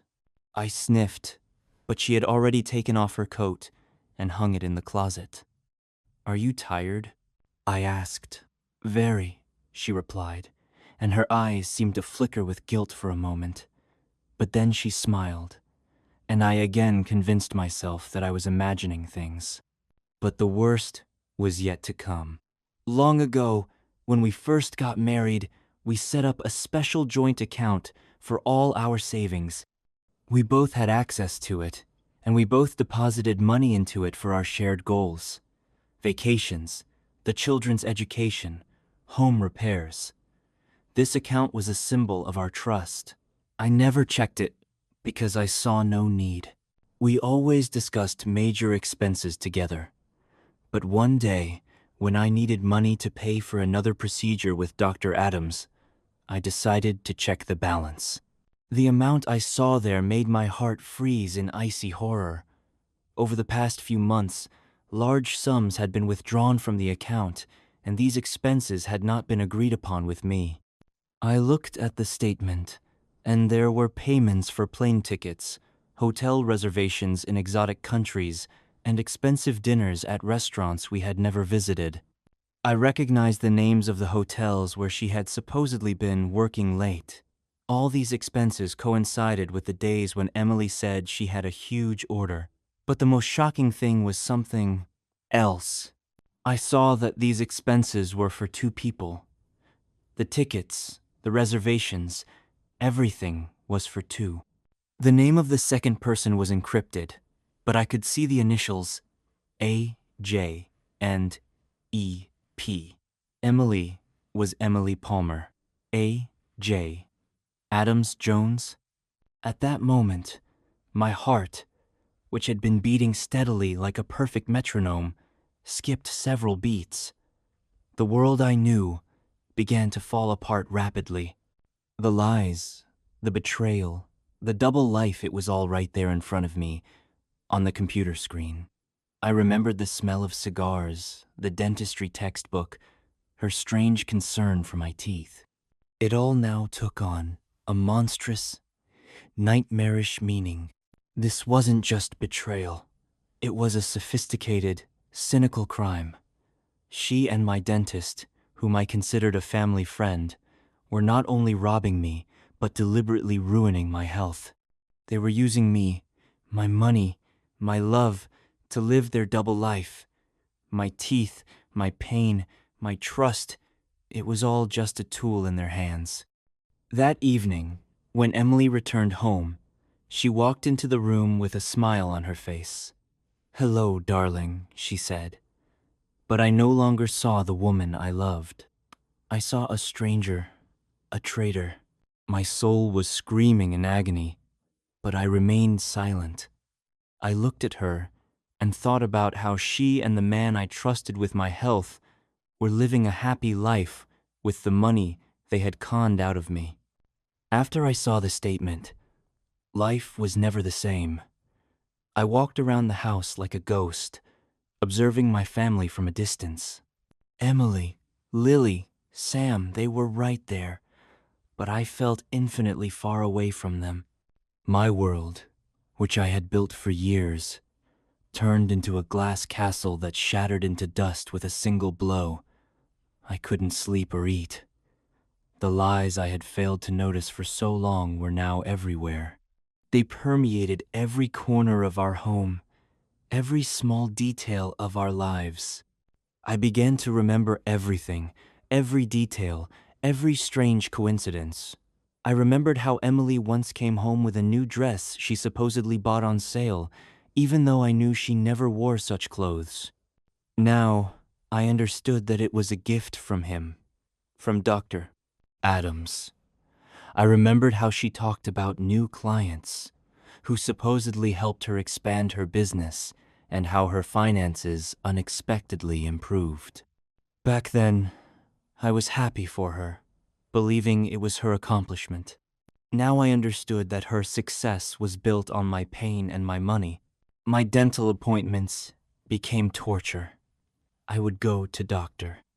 Adams, sit in the chair, and he, with an unchanging smile on his face, would talk to me about my problems, which, as I now understood, he himself had created. His hands, which I had considered a professional's, now seemed like an executioner's. I imagined how, after he finished tormenting me, he would go to my wife, and they would laugh at my naivety, count my money, and plan their next trip. This thought was unbearable. One day, while I was waiting in the reception area, I saw a photograph on his desk. It showed Dr. Adams and Emily. They were standing in front of some tropical resort, embracing, their faces glowing with happiness. It was the same trip she had supposedly taken with a friend. I couldn't believe my eyes. My heart was pounding as if trying to tear its way out of my chest. I picked up the photo, and then his assistant came in. She quickly took it away, muttering something about personal things. But it was already too late. I understood everything. But the worst part was that I couldn't say anything. I was afraid.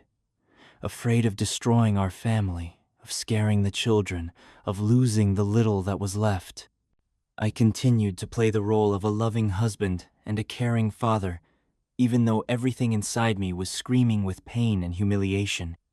I looked at Lily and Sam, at their serene faces, and thought, they are not mine. This thought was like a blade plunging into my heart. I didn't know where it came from, but it wouldn't let me go. I felt as if I saw the features of another person in them, not my own. I looked for myself in their eyes, but saw only a stranger's reflection. One evening, while Emily was putting the children to bed, I took her phone. I knew it was wrong, but I had to be sure. I found their correspondence. It was full of tenderness, promises, and plans for the future. They called each other my love, discussed me, my dental problems, and laughed at me. I saw photos and videos of them together, happy and in love. I saw her writing to him that she couldn't wait until we finally divorced so they could be together. I saw them discussing how they would raise their children. At that moment, I realized that my worst suspicion was true. Lily and Sam were not my children. My world had finally collapsed. Everything I believed in, everything I loved, turned out to be a lie. My home, my wife, my children, it was all a deception. I stood in the middle of our house, and it seemed foreign to me. The walls that had once been a reliable shelter now felt like a prison. I felt like a character in some horror movie, where the protagonist realizes that his entire life is a sham. I closed my eyes, trying to escape this nightmare, but it was reality. The pain was unbearable. I felt like a wounded animal, trapped in a corner. I didn't know what to do. How could I live with this knowledge? How could I look into the eyes of the children I loved more than life itself, knowing they weren't mine? How could I look at the woman who so coldly betrayed me, and yet continued to smile at my face? I waited for Emily to come out of the children's room. I wanted her to see my pain, my humiliation. I wanted her to feel at least a drop of what I felt, but I knew she wouldn't. She was too good of an actress. She was too good of a liar. I couldn't pretend anymore. The mask I had so diligently worn cracked and fell apart. My silence became louder than any scream, and my gaze, full of pain and betrayal, was unbearable for Emily. She felt it.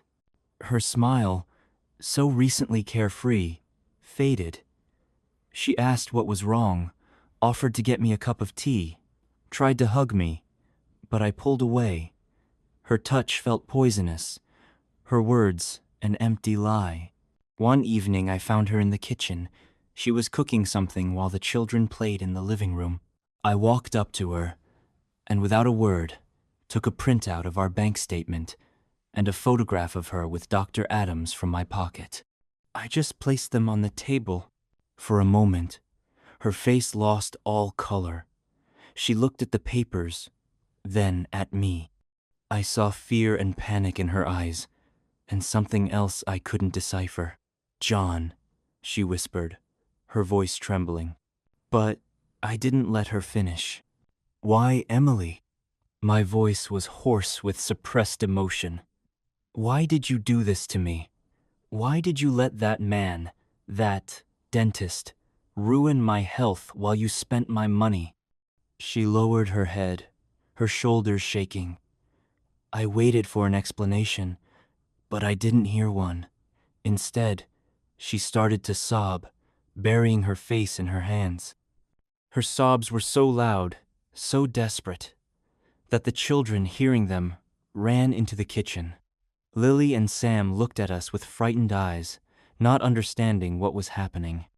"Mom, what's wrong?" Lily asked, and her voice pierced me to the core.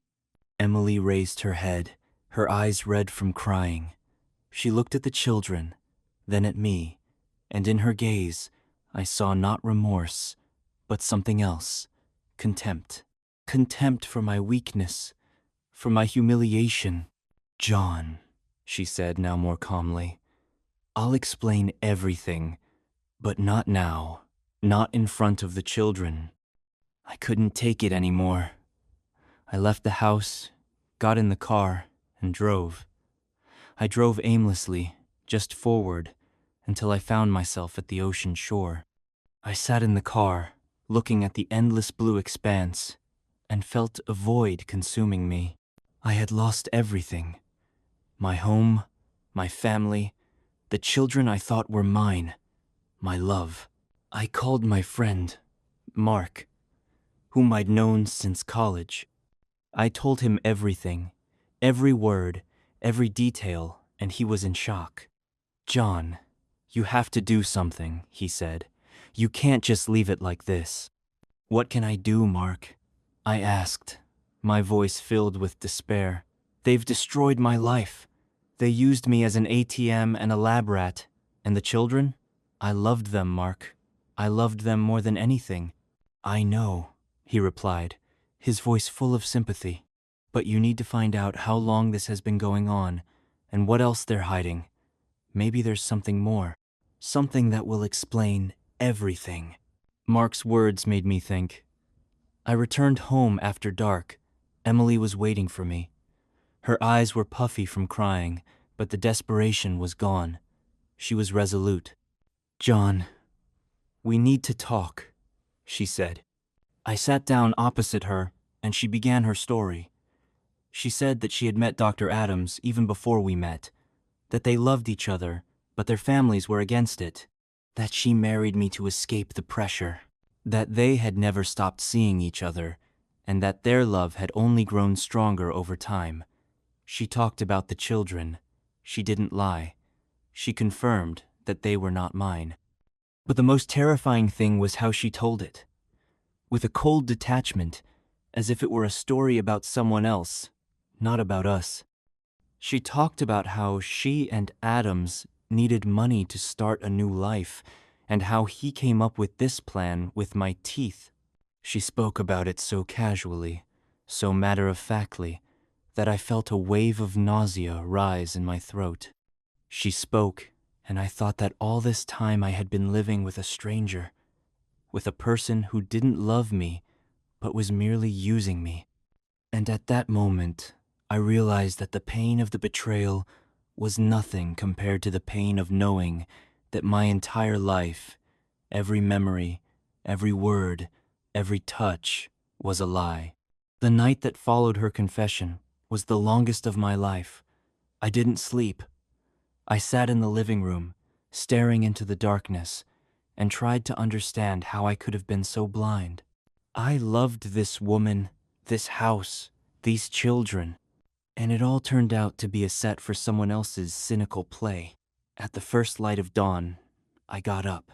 My decision was firm and final. I packed my belongings, putting them into 2 large bags.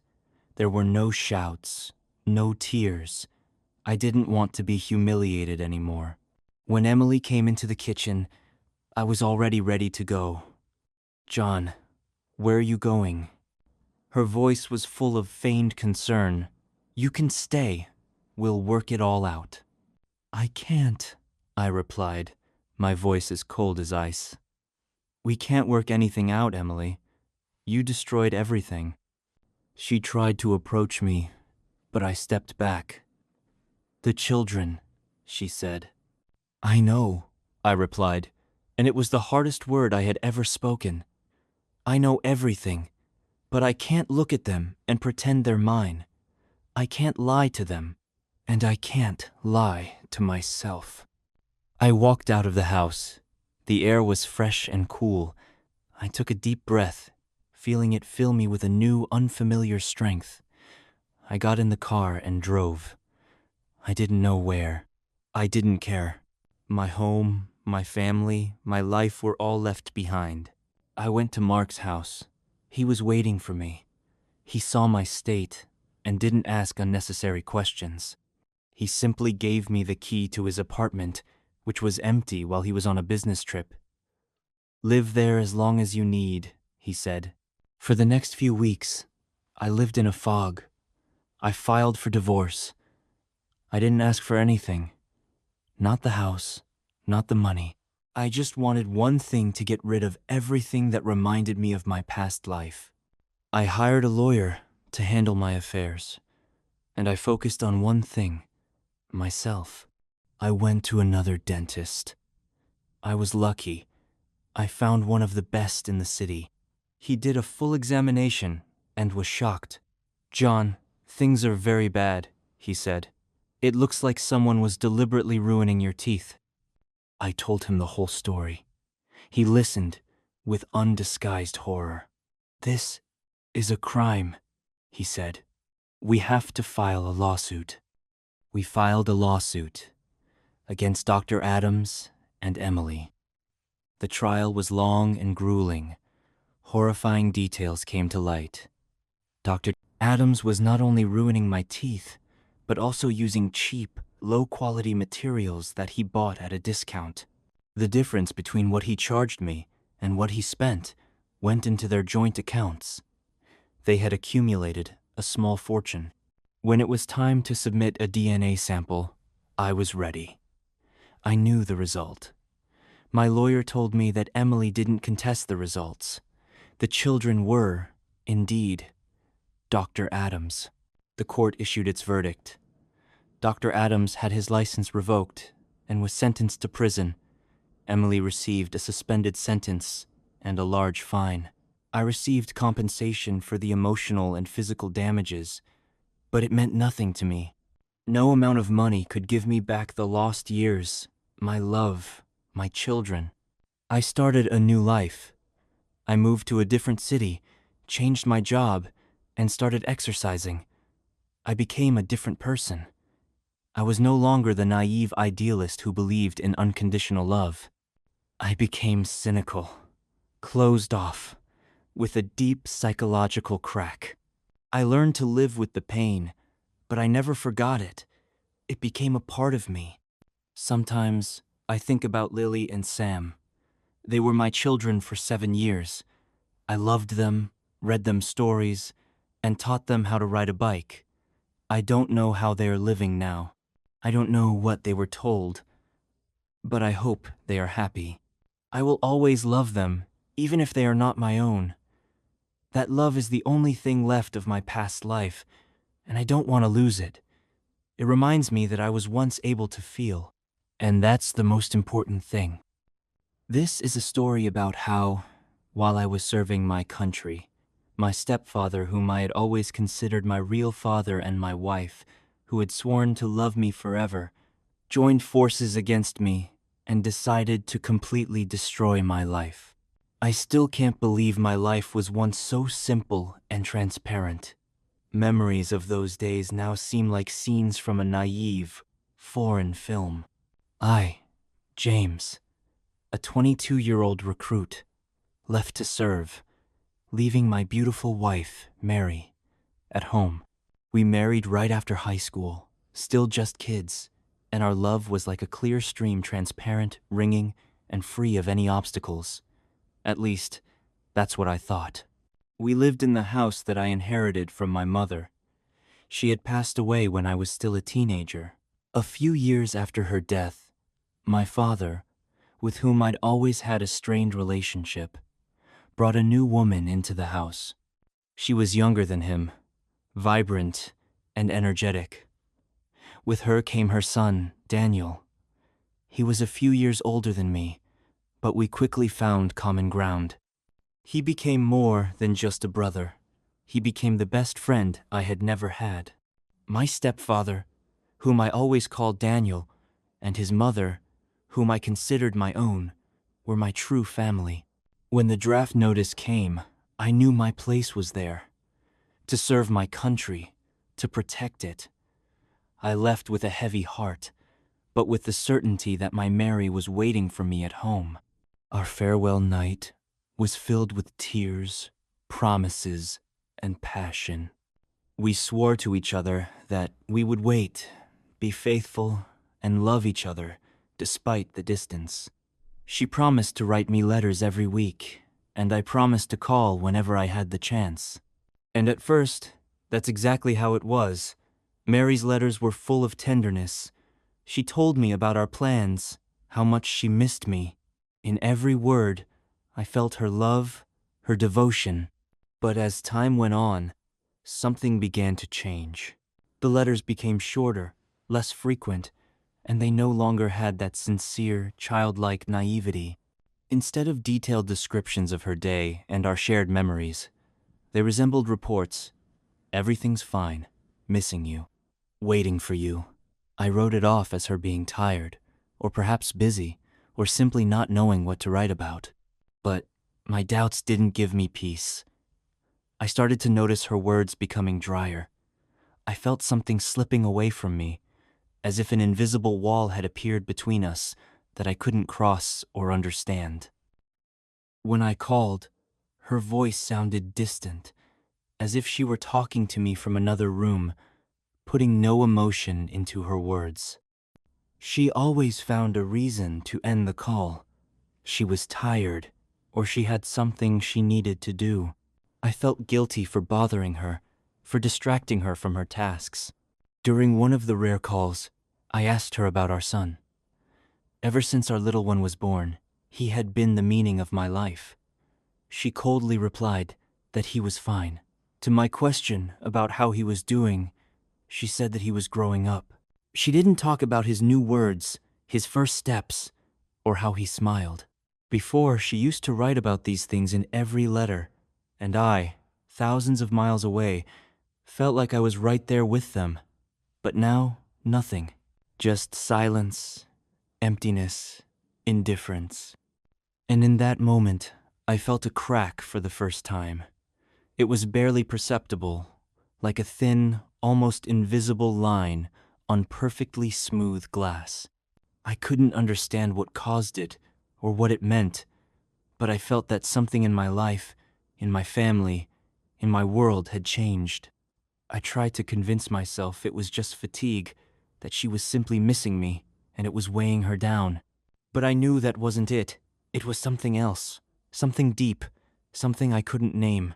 I lay on my bunk, staring at the ceiling, and thought about our house, our bedroom, our life, which now seemed so distant.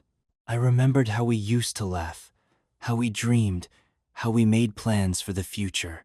And now, all of it seemed like nothing but an illusion, a beautiful dream coming to an end. It felt like I had woken up, but all around me was only grayness and emptiness. I couldn't understand why. And that not knowing was the most terrifying thing of all. My service continued. Days blurred into weeks, weeks into months. I worked hard, trying to push the nagging thoughts of Mary out of my head, but they came back every time I was alone. I wrote her letters full of love and longing, but the replies became increasingly formal. These were no longer the letters of my wife. They were the letters of a stranger. In one of my letters, I told her how much I missed our son, how I dreamed of seeing him, and in response, I didn't get a letter from her, but a photograph. It was a simple, everyday picture. In it, Mary and our son were sitting on Daniel's lap, my stepfather's. She wrote that Daniel was helping her around the house and that they were all taking walks in the park with the baby. I found it strange, but didn't think much of it. I thought they had simply grown closer while I was away, and that was normal since Daniel had always been like a brother to me. He was part of my family. I trusted him. I couldn't get that photograph out of my head. It felt like there was something wrong with it, something I couldn't understand. I looked at it again and again, and then I noticed the details. Little things I wouldn't have noticed before. In the photo, it was clear that Mary was sitting too close to him, almost pressed against him. Their hands were touching. And on Daniel's face was not just a friendly smile, but a warm, tender, almost intimate one. The same was on Mary's face. It seemed to me that she wasn't just sitting next to a friend. She was enjoying his company, his closeness. In that moment, I felt my heart clench with pain. I couldn't understand the feeling. It wasn't jealousy. It was something else. It was the feeling of betrayal. I dismissed the thought. This was Daniel, my stepfather, my family. He would never do anything wrong. I tried to convince myself of this, but the doubts had already taken root in my soul. I started to notice that Mary's letters mentioned Daniel more and more. He was helping her with groceries, fixing something in the house, or playing with our son. She wrote about him with an unusual warmth that was missing from her letters to me. She wrote about how he took care of them, how he helped them with everything. I was glad they had support, but at the same time, I felt that I, as a husband, as a father, as the head of the family, was simply not in this picture. I began to feel redundant, unwanted, forgotten. One day, I called home to talk to Mary. I wanted to hear her voice, to make sure everything was okay. I called at an unusual time when I thought she would be home, but she didn't pick up. I called again and again, but no one answered. I started to get nervous. I couldn't understand what was happening. Where was she? Why wasn't she answering? I called several more times, but it was no use. An hour later, I got a message from Mary. She wrote that she had been visiting a friend and had forgotten her phone at home. But I knew it was a lie. I knew she never left her phone behind. It was her way of controlling all my calls, all my messages. I couldn't understand why she was lying to me. What was she hiding? That lie was the final straw. I started replaying all of our conversations, all her letters in my mind. I began to see inconsistencies that I hadn't noticed before. She said she was visiting a friend, but I heard an unusual tone in her voice. She said she missed me, but I felt her indifference. She said she loved me, but I didn't feel it. I only felt emptiness. And in that moment, I remembered how she said goodbye to me. She was crying, but her tears seemed like tears of relief. She said she would wait for me, but her eyes were empty. I didn't want to believe it. I couldn't believe it. I loved her. I trusted her. I believed in our love. But now I felt that it had all been a lie. And then it hit me. I remembered how she laughed that evening as I was packing my things. Her laughter was somehow insincere, unnatural. She was laughing as if she were glad I was leaving. I couldn't understand why I hadn't noticed it then. I was too naive, too blind. I loved her too much to see the truth. And in that moment, I felt my heart shatter into a million pieces. I didn't know what to do. I didn't know what to think. I just sat and stared into the empty space, trying to understand what was happening. I came home unexpectedly. I didn't warn anyone. I was given an unscheduled leave, and I decided to surprise them, a small one, just for a couple of days. I wanted to see Mary, our son, to hug them, to make sure everything was okay. Or maybe I just wanted to see the truth. I didn't know what was waiting for me. I was just driving home. My heart was beating so hard. I was afraid it would jump out of my chest. On the way, I imagined how happy they would be to see me, how Mary would throw her arms around my neck, how our son would hug me with his little hands. I imagined us sitting in the kitchen, laughing and telling each other about what had happened in our lives. I was so naive. I pulled up to the house. It was late. All the windows were dark, except for one in our bedroom. I felt a strange premonition. A shiver ran down my body. I got out of the car, grabbed my bag, and slowly walked to the house. I wanted to get in unnoticed, so as not to scare them. I had my own key. I quietly opened the door, stepped inside, and froze.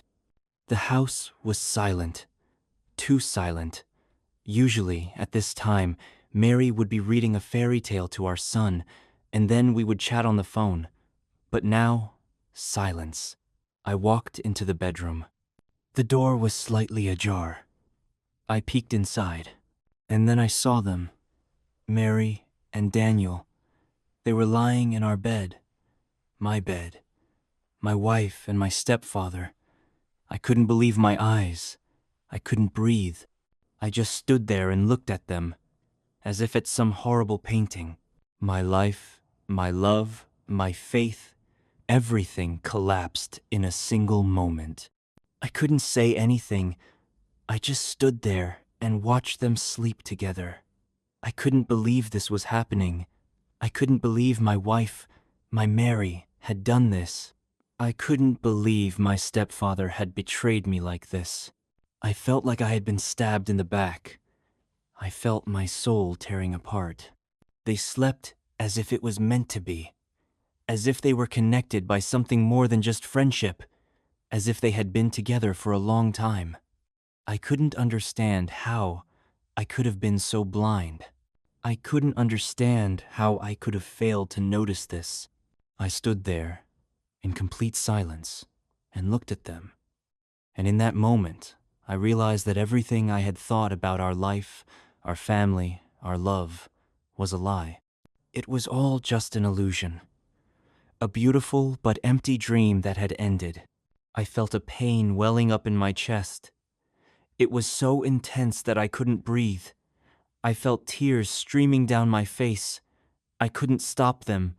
I just stood there and cried. I cried from the pain, the hurt, the humiliation.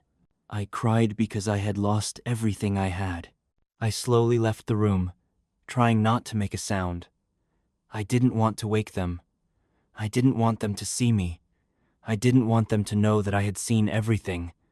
I just wanted to leave. I wanted to disappear. I wanted this never to have happened. I went out of the house, got in the car, and drove wherever the road took me. I drove down the empty streets, and in my head, only the same thoughts swirled. How could she? How could he? Why? I don't know how long I drove. I just drove, trying to escape from this terrible truth. But I couldn't. It was with me. It was inside me. And I knew it would be with me for the rest of my days. A few months passed. I stopped at a motel in another city, unable to return to my home, which now felt foreign to me. I couldn't eat, couldn't sleep. I felt like I was going insane. I just sat and stared at a single point, trying to pick up the pieces of my life, but they were too small. I called my friend Mark.